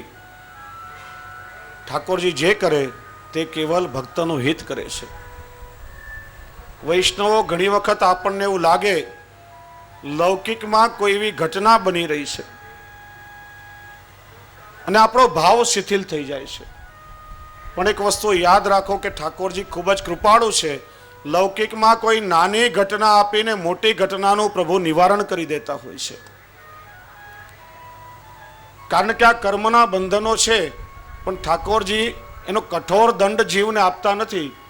ઘણીવાર આમ કોઈ નાની ઘટના થાય અને એનાથી બહુ મોટા દુઃખનું પ્રભુની કૃપાથી નિવારણ થઈ જતું હોય છે. પોતાના શરણાગત જીવનું ઠાકોરજી ક્યારેય પણ અહિત કરતા જ નથી એવો દ્રઢ વિશ્વાસ પુષ્ટિજીવોએ રાખવો જોઈએ. એક બહુ સરસ કથા સાંભળી હતી. એક રાજાના દરબારમાં ભગવત ભક્ત એવા પ્રધાનજી અને આશ્રયજીવ ઠાકોરજીના ચરણનો અનન્ય આશ્રય એમને હતો. દરેક પરિસ્થિતિમાં પ્રભુનો આશ્રય રાખીને જીવે. કંઈ પણ થાય તો મુખમાંથી નીકળે કે ઠાકોરજી કરે સારા માટે, હરી કરે તે ખરી. એકવાર રાજા એ પ્રધાનજીને સાથે લઈને શિકાર કરવા માટે ગયા. 500 સૈનિકો સાથે હતા. શિયાળાના દિવસો. રસ્તામાં એક ખેતર આવ્યા, લીલીછમ શેરડી લહેરાઈ રહી હતી. પેલા રાજાને લાગ્યું કે આ શેરડી બહુ સુંદર છે. શેરડી ખાઈને પોતાની ક્ષુધા શાંત કરી. રાજા રથમાંથી નીચે ઉતર્યો અને પોતાના હાથે શેરડી કાપવા ગયો. રાજાએ ક્યારે કોશિશ કરેલી નહીં, એટલે રાજાની આંગળી કપાઈ ગઈ. આંગળીમાંથી દળદળ લોહી વહેવા લાગ્યું. પ્રધાનજી સાથે જ હતા. એના મુખમાંથી સહેજ નીકળ્યું કે હરી ખરે તે ખરી, ઠાકોરજીએ સારા માટે કર્યું હશે. રાજા અકળાયો કે એક તો વાગ્યું છે, આખી આંગળી કપાઈ ગઈ છે, લોહી બંધ થતું નથી. ના પ્રધાન કહે છે કે ઠાકોરજીએ સારા માટે કર્યું. આ પ્રધાનની બુદ્ધિ બગડી લાગે છે, ખસી ગયું લાગે છે. સિપાહીઓને હુકમ કર્યો કે આ ગાંડો થયો છે, હાથ પગ બાંધો ને હમણાં પકડીને એને જેલમાં લઈ જાઓ. સિપાહીઓએ પ્રધાનજીને બાંધ્યા અને જેલમાં લઈ ગયા. ત્યારે પણ પ્રધાનજી એટલું જ કહ્યું કે ઠાકોરજી કરે તે સારા માટે, પ્રભુ કરે હિત. અહીંયા ક્રોધમાં ને ક્રોધમાં રાજા પોતે રથ લઈને આગળ એકલો ગયો. સૈનિકોથી વિખૂટો પડ્યો, માર્ગ ભટક્યો. રાત થઈ. રસ્તામાં એક ઝાડ નીચે વિસામો કર્યો. અડધી રાત્રિ થઈ જશે ત્યાં કોઈ માનવ ભક્ષી આદિવાસીઓએ આવીને પેલા રાજાને પકડ્યો. એમના દેવીને બલિ આપવા માટે 32 લક્ષણો આખો પુરુષ જોઈતો હતો. પેલાઓએ પકડીને રાજાને બલિની વેદી પર ચડાવ્યો. ત્યારે પેલા પૂજારીની દ્રષ્ટિ પડી કે આ રાજાની આંગળી કપાયેલી છે, આનું અંગ ખંડિત છે. બલિ માટે આખો અખંડ વ્યક્તિ જોઈએ. આ બલિને યોગ્ય નથી, આને છોડી મૂકો. પેલા રાજાને છોડી મૂક્યો ત્યારે પ્રધાનની વાત યાદ આવી કે ઠાકોરજી કરે સારા માટે મારી આંગળી કપાઈ નહીં તો હું આખો વધેરાઈ ગયો હોત. ભટકતો ભટકતો માર્ગ શોધતો સવારે પાછો પોતાના નગરમાં આવ્યો. આવીને સૌથી પહેલા જેલમાં પેલા પ્રધાનજીને મળવા ગયો. કહ્યું કે ભાઈ મારી આંગળી કપાઈ ત્યારે તમે કહ્યું હતું કે ઠાકોરજી કરે સારા માટે. એ વાત તો મારી સમજમાં આવી ગઈ. આંગળી કપાઈ પણ આજે મારા પ્રાણોની રક્ષા થઈ. પણ મેં તમને સિપાહીઓને કહીને જેલમાં નખાવ્યા ત્યારે પણ તમે બોલ્યા હતા કે ઠાકોરજી કરે સારા માટે. તમને જેલમાં મૂક્યા એમાં તમારું શું સારું થયું? પેલા પ્રધાનજી કે મહારાજ તમે મને જેલમાં નહીં નાખ્યો તો તમારી સાથે હોત ને તમે કામ નહીં લાગ્યા તે હું કામ લાગી ગયો હોત. આંગળી કાપીને ઠાકોરજીએ તમારી રક્ષા કરી અને જેલમાં નાખીને મારી રક્ષા કરી. ઠાકોરજી જે કરે સારા માટે જ કરે છે. પ્રભુ ક્યારે પણ જીવનું અહિત વિચારતા જ નથી. આશ્રયનું ચોથું લક્ષણ છે ભર્તૃત્વે વર્ણમ. જેમ કોઈ કન્યાનું લૌકિકમાં વર્ણ થાય છે ત્યારે સંપૂર્ણ એનો આશ્રયની શરણાગતિ પોતાના પતિના પ્રત્યે હોય છે. કુટુંબમાં કોઈનો અનાદર કરતી નથી, બધાને માન સન્માન આપે છે, પણ એની પાતિવ્રત્ય નિષ્ઠા કે સંપૂર્ણ આશ્રય પોતાના પતિ પ્રત્યે હોય છે. એમ પુષ્ટિજીઓ જ્યારે બ્રહ્મ સંબંધ લે છે ત્યારે અલૌકિક સ્વરૂપે ઠાકોરજી સાથેનું વરણ થાય છે. માટે અનન્યતા પૂર્વક પુષ્ટિજીવોએ ઠાકોરજીનો દ્રઢ આશ્રય રાખવો અને અન્યાશ્રયનો ત્યાગ કરવો. અન્યાશ્રયનો અર્થ કોઈને માન સન્માન આપી એનો એવો અર્થ થતો નથી. સમગ્ર સૃષ્ટિ ઠાકોરજી દ્વારા રચિત છે. પૂર્વમાં આપણે વિસ્તારથીનું શ્રવણ કરી ગયા. જેટલા પણ દેવી દેવતાઓ છે ભગવાન કૃષ્ણની અંગભૂત સૃષ્ટિ છે. માન સન્માન યથાયોગ્ય સન્માન બધાને આપીએ, પણ સંપૂર્ણ આશ્રય પોતાના પુષ્ટિ પુરુષોત્તમ પ્રભુનો કરવો જોઈએ. જેમ આપણે ત્યાં વાર્તા સાહિત્યમાં આવે છે, એકવાર શ્રીજી બાવાના ભંડારમાં સામગ્રી ખૂટી, ઠેઠ આગ્રા સુધી સામગ્રી લેવા જવાનું હતું. બે વૈષ્ણવો બળદગાડા લઈને ગયા ને સામગ્રી ભરીને પાછા આવી રહ્યા હતા.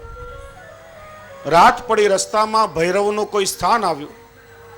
પેલા બળદગાડા ત્યાં અટકી ગયા, કોઈ પણ રીતે આગળ ચાલે નહીં. બહુ પ્રયત્ન કર્યો ત્યારે કોઈ માણસે કહ્યું કે આ સ્થાન ભૈરવનું છે, જ્યાં સુધી ભૈરવને ભેટ નહીં ચડાવો ત્યાં સુધી બળદગાડું આગળ નહીં જાય. ત્યારે પેલા એક વૈષ્ણવે આવીને ભૈરવના સ્થાનમાં શ્રીફળ વધેર્યું અને બળદગાડા તરત જ આગળ ગયા.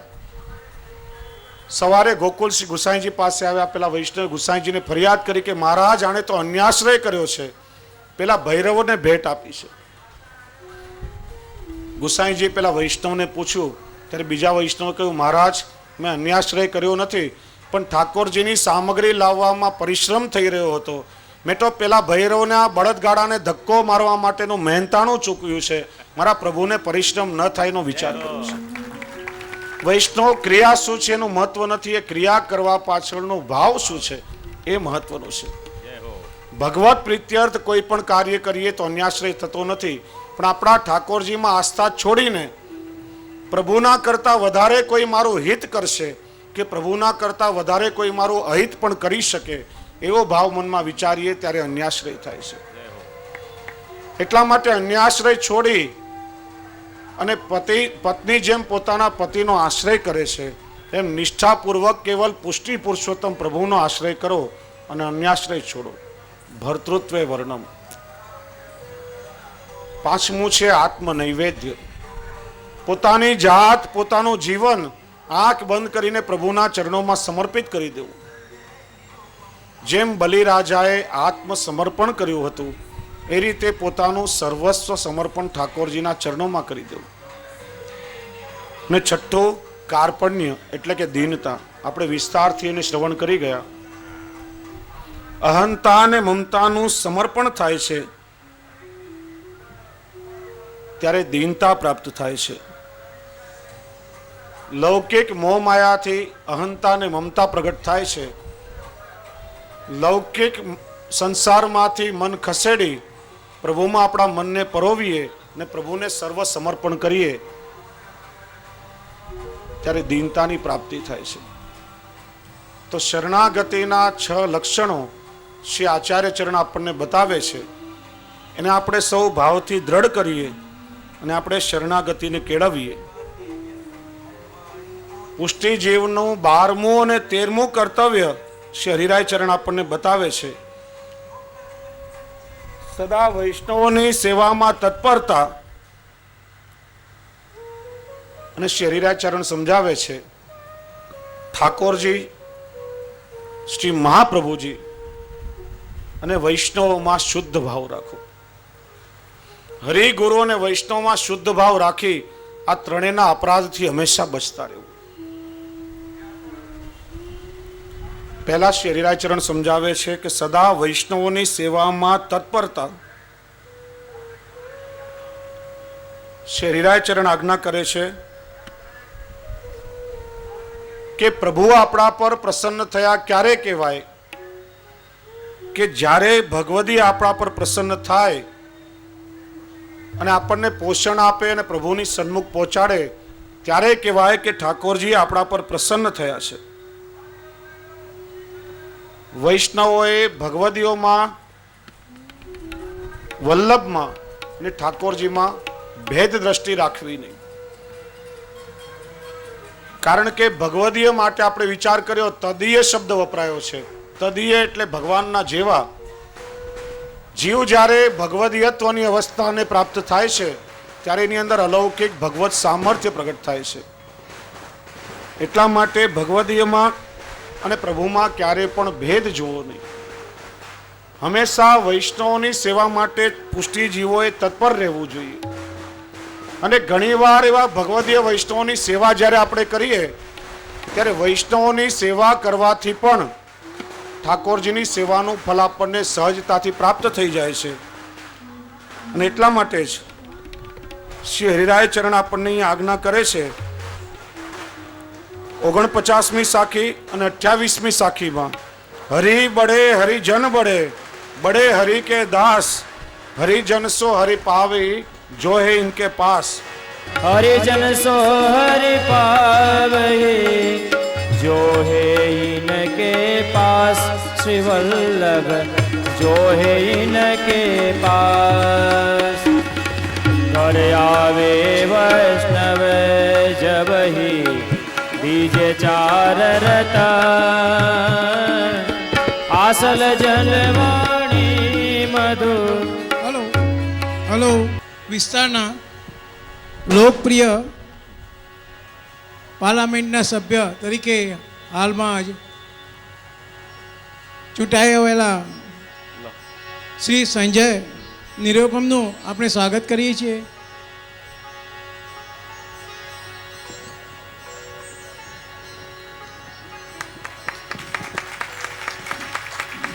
મુંબઈ કોંગ્રેસના મહામંત્રી શ્રી ભરતભાઈ પારેખ. આપણે સૌ તાળીઓથી સ્વાગત કરીએ. કારણ કે આપણા નેતા છે અને પ્રજાનું કર્તવ્ય છે કે રાજાનું હંમેશા સ્વાગત કરવું જ જોઈએ. કોંગ્રેસ વોર્ડ ક્રમાંક 27ના અધ્યક્ષ શ્રી ભાવેશ કોઠારી, સક્રિય કાર્યકર તથા મુખ સેવક શ્રી ઉપેન વોરા. આ સૌ कुछ कहना चाहेंगे आप लोगों को? द्वारकेश महाराज जी के जन्मदिन के मौके पर जो कार्यक्रम आयोजित किया गया है, उस कार्यक्रम में आप लोगों ने मुझे बुलाया, इसके लिए सबसे पहले मैं आभार व्यक्त करता हूं. द्वारकेश बाबा को उनके जन्मदिन के मौके पर बहुत सारी शुभकामनाएं.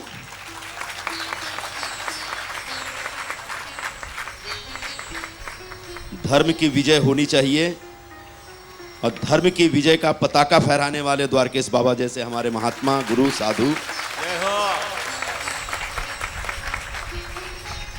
चुनाव हुआ, चुनाव में मेरी विजय हुई, लेकिन वो मेरी विजय नहीं थी, आप सभी लोगों की विजय थी. आपके आशीर्वाद के बगैर, आपकी शुभकामनाओं के बगैर ये संभव नहीं था. तो मुझे बड़ा अच्छा लग रहा है इसी बहाने में आप लोगों के सामने आने का मुझे मौका मिला. आप सभी लोगों के समक्ष मैं आभार व्यक्त करता हूं. अपनी तरफ से, अपने तमाम साथी जैसे भरत भाई वगैरह हैं, भरत पारिक साहब, इनकी तरफ से पूरी पार्टी की तरफ से, सोनिया जी की तरफ से, डॉक्टर मनमोहन सिंह जी की तरफ से और राहुल जी की तरफ से आप सभी लोगों को बहुत बहुत आभार व्यक्त करता हूं, धन्यवाद देता हूं। आप सभी लोगों का हैं। पूज्य महाराज जी पधारे हैं, हमारे आचार्य चरण पधारे हैं। बोलिए शिव वल्लभ। आप सभी लोगों को बहुत बहुत धन्यवाद। की जय। बड़े महाराज आ रहे हैं, बड़े गुरुजी आ रहे हैं, मैं उनका आशीर्वाद लेकर के मैं, हमारी आज विजय की रैली है, दादाजी आ रहे हैं आज हमारी विजय की रैली, उस रैली में मैं शामिल होता हूं। बहुत बहुत शुक्रिया। ये समझिए आप लोगों ने जो मुझे विजय दी है, ये मेरे ऊपर एक बहुत बड़ी जवाबदारी है। मेरे लायक कहीं भी किसी प्रकार की सेवा हो, आप सभी लोग कभी भी आदेश दे सकते हैं पूरे अधिकार के साथ। बहुत बहुत शुक्रिया, नमस्कार, जय श्री कृष्ण और जय जिनेन्द्र। संजय भाई, आपको बहुत बहुत अभिनंदन, और ठाकुर जी आप पर कृपा करें और धर्म को साथ में रख करके आप आपकी धार्मिक सेवाएं करें, क्योंकि राज्य सत्ता का कर्तव्य है कि धर्म का आश्रय लेकर के अगर हम राज्य में शासन करेंगे तो निश्चित ही ठाकुर जी की कृपा होगी।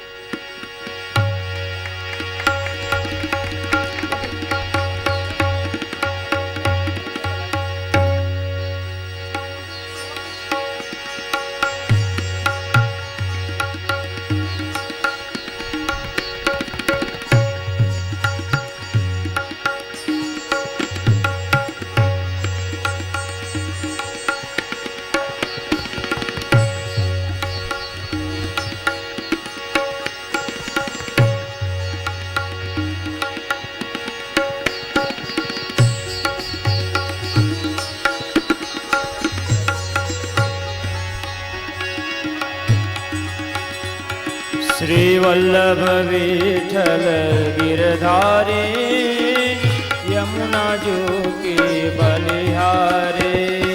वल्लभ विठल गिरधारी। वैष्णवो, खूब खूब आनंदનો અવસર છે। શ્રદ્ધેય પિતૃચરણ 7 દિવસથી આટલો પરિશ્રમ લઈને ચરણાવીનમાં આટલો પરિશ્રમ છે, આપ શ્રી શ્રમિક છે, છતાં પણ દરરોજ મારા પર અનુગ્રહિત થઈને કૃપા વિચારી આપ સૌ વૈષ્ણવ પર કૃપા દ્રષ્ટિ કરવા બિરાજે છે। ને સાથે સાથે કાંદિવલીના વૈષ્ણવનું ખૂબ જ મહદભાગ્ય છે। ષષ્ઠ પીઠાધીશ્વર, અમારા પરમ આત્મીય સ્નેહી, જેમણે સમગ્ર વિશ્વના અનેક દેશોનો પ્રવાસ કરી અનેક ઠાકોરજીથી વિમુખ થયેલા જીવોને પ્રભુની સન્મુખ કર્યા, જેમની વાણીનું શ્રવણ કરવું એ પણ એક અલૌકિક લાવો છે। એવા શ્રદ્ધેય શ્રી દ્વારકેશલાલજી મહારાજ શ્રી કાંદિવલીના વૈષ્ણવ પર કૃપા વર્ષન કરવા માટે પધાર્યા છે। અને આજે તો મારા માટે ખૂબ જ આનંદનો દિવસ, કારણ કે સવારે માર્કંડેય પૂજામાં પહેલી વાત તો એ કે સવારે 4:30 વાગે ઉઠતા જ સૌથી પ્રથમ આપના દર્શન થયા। બીજું, માર્કંડેય પૂજામાં પણ આ પ્રથમ વખત આપશ્રી આજે ચોક બિરાજ્યા, ને આખો દિવસ આજે મારા જન્મદિવસના દિવસે આપશ્રીએ એવી એક અમૂલ્ય યાદ આપી છે કે મારા જીવનમાં ક્યારેય પણ ભૂલી નહીં શકું। કારણ કે આપશ્રીને ઘણા બધા વ્યસ્ત કાર્યક્રમો હતા। મને ખબર છે આપશ્રીનો કાર્યક્રમ મહિનામાં લગભગ 28 દિવસ આપશ્રી વૈષ્ણવ માટે વ્યસ્ત હોય છે, અને વ્યસ્ત પોતાનો એક કાર્યક્રમ કેન્સલ કરીને પણ મારા એક સાખ્ય ભાવના કારણે આપ અહીંયા પધાર્યા છે। મને પોતાને ખૂબ ખૂબ આનંદ છે। મનોરથી પરિવાર પૂજ્ય ચરણોને માલ્યાર્પણ કરશે અને ભાવવંદના કરશે। मेरो तो यादार श्री वल्लभ के चरणारविंद। मेरो तो आधार श्री वल्लभ के चरणारविंद। मेरो तो यादार श्री वल्लभ के चरणारविंद। मेरो तो आधार श्री वल्लभ के चरणारविंद। श्री वल्लभ के चरणारविंद, विठल के चरणारविंद। वल्लभ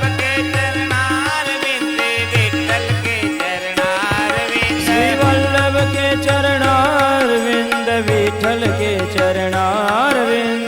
वल्लभ के चरणारविंद, विठल के चरणारविंद।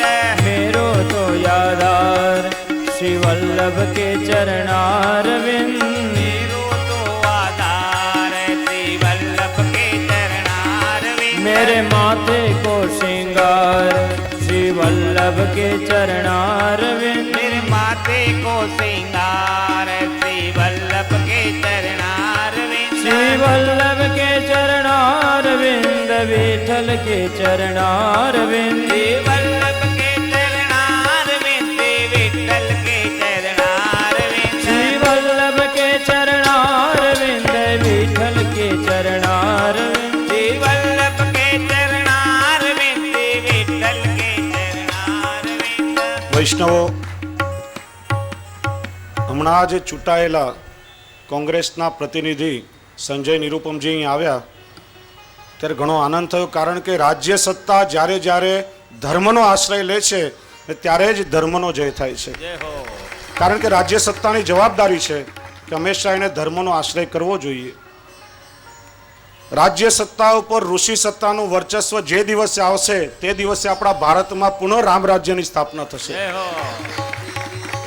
આજે પરિસ્થિતિ ભલે થોડી જુદી છે, રામ રાજ્યની આપણે કલ્પના કરી રહ્યા છીએ, આપણે સ્વપ્ન જોઈ રહ્યા છીએ, પણ ચોક્કસ જ્યારે જ્યારે રાજ્ય ધર્મના આશ્રયમાં આવશે તો આપણું સપનું સાકારિત થશે. મને એક પ્રસંગ યાદ આવે છે.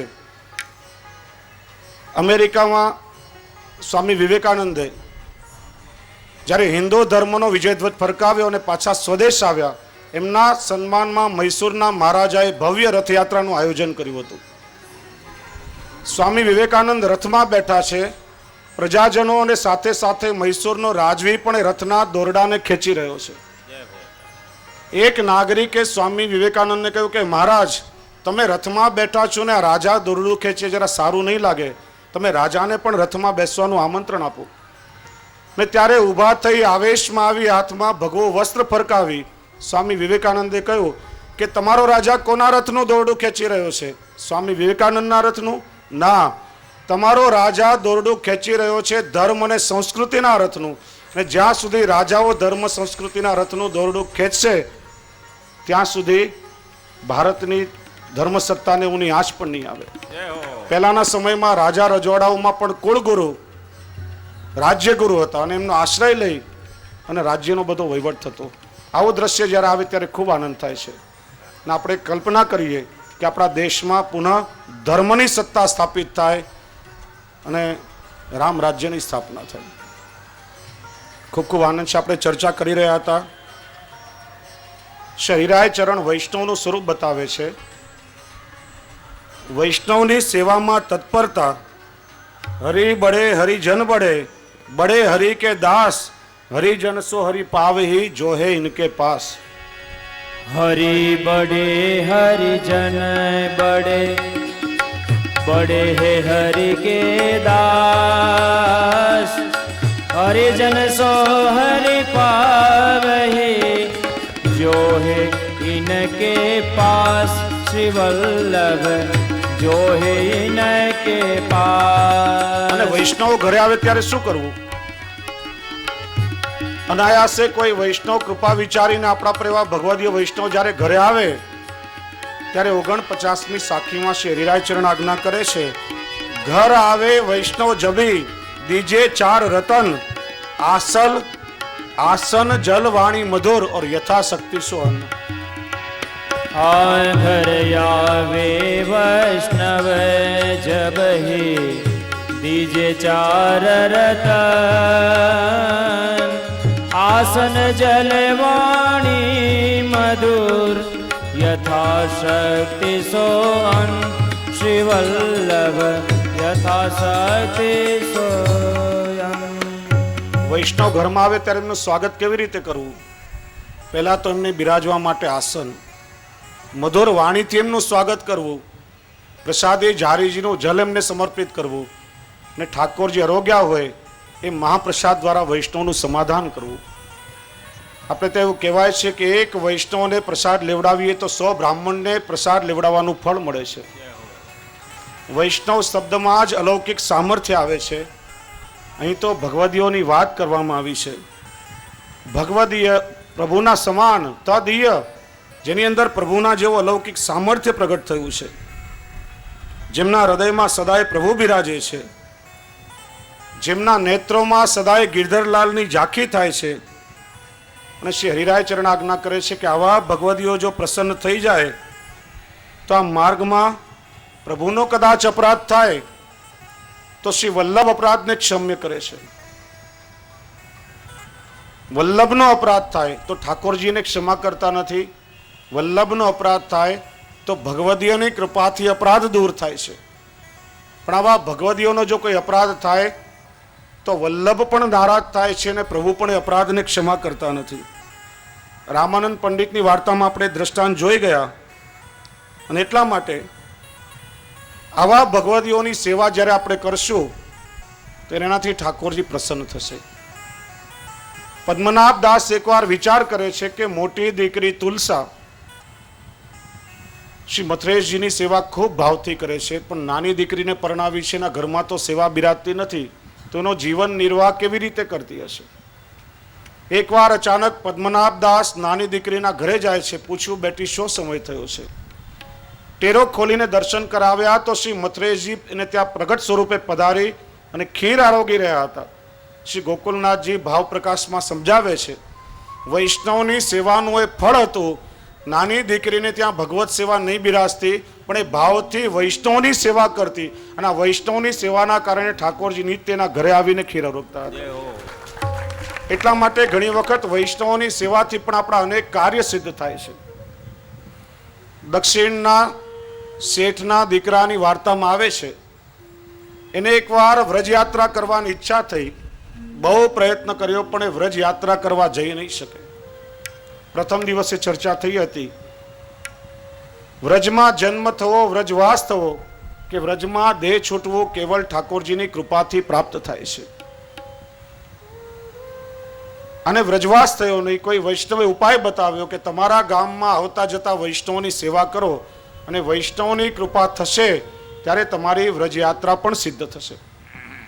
પેલો દક્ષિણના શેઠનો છોકરો ગામમાં આવનાર પ્રત્યેક વૈષ્ણવની સેવા ખૂબ ભાવથી કરે છે. અને એકવાર એક વૈષ્ણવે એના પર કૃપા વિચારીને એને વ્રજયાત્રા સિદ્ધ કરાવી અને વૈષ્ણવની કૃપાથી એને વ્રજયાત્રા સિદ્ધ થઈ. એટલા માટે શ્રી હરિરાયચરણ આજ્ઞા કરે છે, વૈષ્ણવની સેવા કરો. અને આજના સંદર્ભમાં જ્યારે આપણે જોઈએ તો આપણે ત્યાં પુષ્ટિ માર્ગમાં જે વૈષ્ણવ બહારનું ખાનપાન કરતા નથી, બહારનું જલપાન કરતા નથી, એવા વૈષ્ણવોની સેવા કરવાની, એમની વ્યવસ્થા કરવા માટે ખૂબ જ આવશ્યકતા જણાય છે. ભાવથી એવા ભગવદીય વૈષ્ણવની સેવા કરશું તો એમનાથી ઠાકોરજી પ્રસન્ન થઈ જશે. અને શ્રી હરિરાયચરણ આજ્ઞા કરે છે કે હરિ, ગુરુ અને વૈષ્ણવ આ ત્રણેયમાં શુદ્ધ ભાવ રાખો. હરિ એટલે પૂર્ણ પુરુષોત્તમ, પુષ્ટિ પુરુષોત્તમ આપણા પ્રભુ. ગુરુ એટલે શ્રી વલ્લભ. જેટલું સામર્થ્ય ઠાકોરજીમાં છે, સામર્થ્ય શ્રી વલ્લભ પ્રભુમાં પણ છે. અને શ્રી વલ્લભની કૃપાથી એવા શ્રી વલ્લભના શરણાગત જે ભગવદીય વૈષ્ણવ છે એની અંદર પણ એટલું જ અલૌકિક સામર્થ્ય બિરાજે છે. વૈષ્ણવનું સ્વરૂપ શ્રી ગોકલેશ પ્રભુએ સમજાવ્યું. એકવાર શ્રી ગોકુલનાથજી અપરસમાં બિરાજતા હતા. બહારથી આવીને કોઈ વૈષ્ણવે આપના ચરણ સ્પર્શ કરી લીધા. આપણે ત્યાં એવો ક્રમ છે કે જ્યારે વલ્લભકુલ બાળકોના ચરણ સ્પર્શ કરીએ ત્યારે સૌથી પ્રથમ આજ્ઞા લેવામાં આવે છે. જે રાત ચરણ સ્પર્શ કરવો, આજ્ઞા મળે પછી ચરણ સ્પર્શ થાય. કારણ કે આપ શ્રી સેવામાં હોય, અપરસમાં હોય. શ્રી ગોકલેશ પ્રભુ પણ અપરસમાં હતા અને બહારથી આવીને એક વૈષ્ણવે સીધા ચરણ સ્પર્શ કર્યા. આપે એમને પૂછ્યું આવનારને કે ભાઈ તમે કોણ? પેલો કહે હું વૈષ્ણવ. લાયક પુનઃ પવિત્ર થઈ જશે. વૈષ્ણવ શબ્દ પડતા જ ત્યાં અલૌકિક ભાવ ઉત્પન્ન થવો જોઈએ.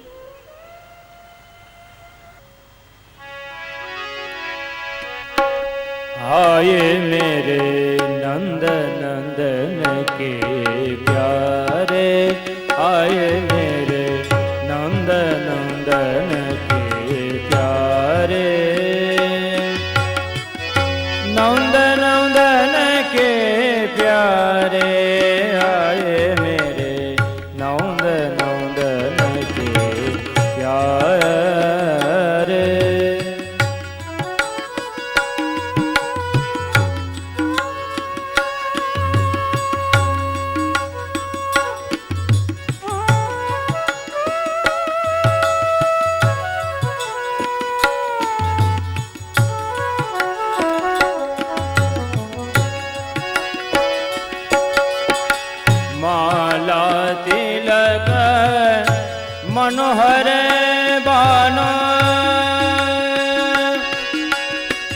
त्रिभुवन के उजियारे आए मेरे नंद नंदन के प्यारे। हृदय कमल के मध्य विराजत श्री ब्रजराज दुलारे। प्रेम सहित बसत मुरे मोहन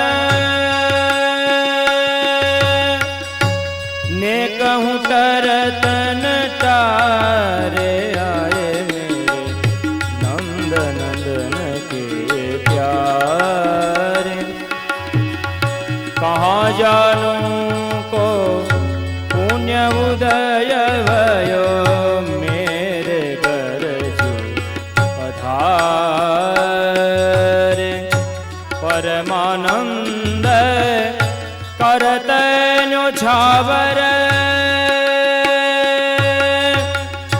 बार बार तन बारे हो बार बार तन बारे आए मेरे नंद नंदन के प्यारे आए। પરમાનંદાસજી કહે છે કે વા ભગવદીય વૈષ્ણવ આવે જે મારા નંદ નંદનને પ્રિય છે તો વારંવાર મારું સર્વસ્વ એમના પર નોછાવર કરી દો.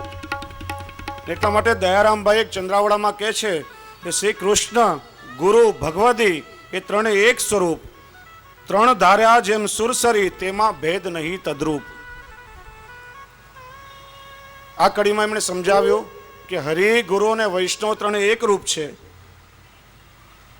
ગંગાજી એક જ છે પણ એના ત્રણ પ્રવાહો જુદા જુદા છે.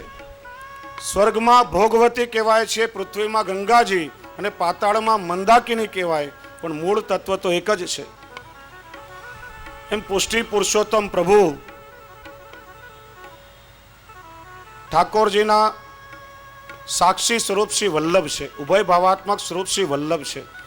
શ્રી આચાર્ય ચરણે ઠાકોરજીની કૃપાશક્તિ સ્વરૂપ છે. શ્રી ગુસાઈજી એમને વસ્તુત કૃષ્ણ એ વકે છે. અને પુષ્ટિ સૃષ્ટિ પણ ઠાકોરજીની શ્રીઅંગની સૃષ્ટિ છે. એટલા માટે હરિ ગુરુ ને વૈષ્ણવ આ ત્રણેયમાં ક્યારે પણ ભેદ નહીં માનવો. આ ત્રણે એક સમાન છે.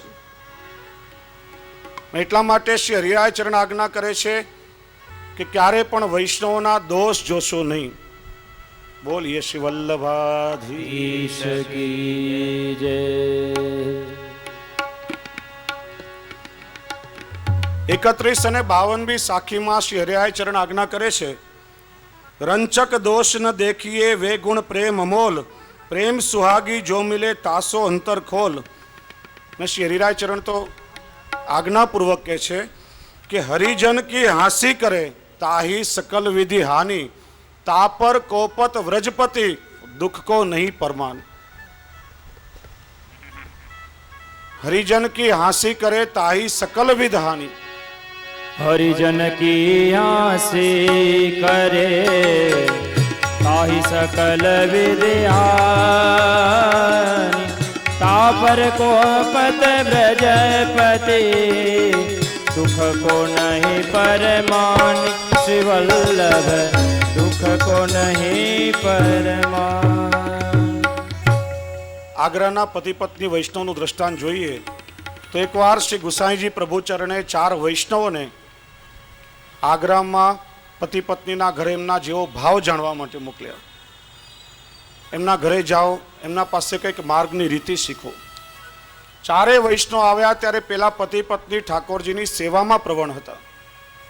વૈષ્ણવ આવ્યા અને શ્રી ગુસાઈજીના નામનું શ્રવણ થતાં જ પેલા બંને પતિ પત્નીના મન પુલકિત થઈ ગયા.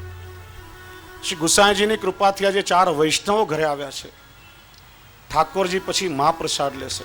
જો વૈષ્ણવ આટલો વિવેક રાખો, ક્યારે પણ વૈષ્ણવને મહાપ્રસાદ લેવડાવવાનો હોય, ઠાકોરજી પછી કોઈ લૌકિક વૈદિક કાર્યમાં પણ એનો ઉપયોગ કરવાનો હોય ત્યારે તે આપણે ત્યાં શબ્દ બોલાય છે કે ઠાકોરજી પછી આટલા વૈષ્ણવ પ્રસાદ લેશે, ઠાકોરજી પછી મારે આ કરવાનું છે. સીધું જો આપણે કહીએ કે આટલા વૈષ્ણવ આજે ઘરમાં પ્રસાદ લેશે તો પછી ઠાકોરજીને કેવી રીતે રોગે? ઠાકોરજી ઉચ્છિષ્ટ કે અર્ધભુક્ત ક્યારે પણ રોકતા નથી. એટલે શબ્દમાં પણ વાણીનો આટલો વિવેક રાખવો. વૈષ્ણવ પતિ પત્ની વિચારે છે કે ઠાકોરજી પછી 4 વૈષ્ણવ મહાપ્રસાદ લેશે, ઘરમાં ઘી નથી તો બજારમાં ઘી લેવા માટે ચાલ્યો. બહારથી ઘી લઈને આવ્યો પણ મન તો ઠાકોરજીની સેવામાં હતું અને શ્રી ગુસાઈજીનું નામ શ્રવણ થતાં જ અલૌકિક આનંદ હતો. અપરસનું અનુસંધાન રહ્યું નહીં અને સીધો બહારથી આવીને ઠાકોરજીની સેવામાં ચાલ્યો ગયો. પત્ની પણ ઠાકોરજીની સેવામાં પ્રવણ હતી, એને પણ પેલો ખ્યાલ રહ્યો નહીં કે એનો પતિ બહારથી આવીને સીધો સેવામાં આવ્યો. જો આપણે લોકોએ આજે ખાલી છૂવાછૂતમાં જ પોતાની એક પરિધિ બનાવી લીધી છે, આ છોવાઈ ગયું, પેલો અભડાઈ ગયું, ઓલાથી છોવાઈ ગયો, પેલાએ મને છોરાવી દીધો.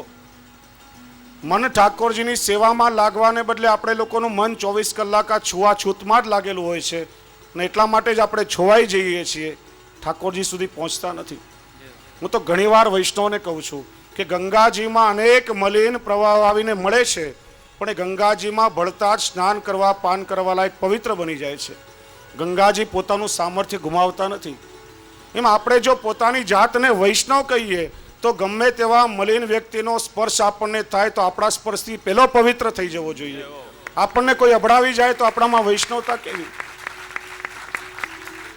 ચોક્કસ આચાર વિચારનો અપરસનો વિવેક હોવો જોઈએ પણ આપણું તો 24 કલાક ધ્યાન એની અંદર જ અટવાયું અને મન ઠાકોરજીમાં લાગતું નથી. પેલા પતિ પત્ની ઠાકોરજીની સેવામાં લીન હતા, અપરસનું જ્ઞાન રહ્યું નહીં. આવનાર 4 પેલા વૈષ્ણવ વિચારે છે કે ભાવ તો ખૂબ ઉત્તમ છે, સેવા પણ સુંદર કરે છે પણ આચાર વિચાર કંઈ છે નહીં, આના ઘરનો પ્રસાદ કેવી રીતે લેવો? પ્રસાદ લીધા વગર ત્યાંથી પાછા વળ્યા, શ્રી ગુસાઈજી પાસે આવ્યા.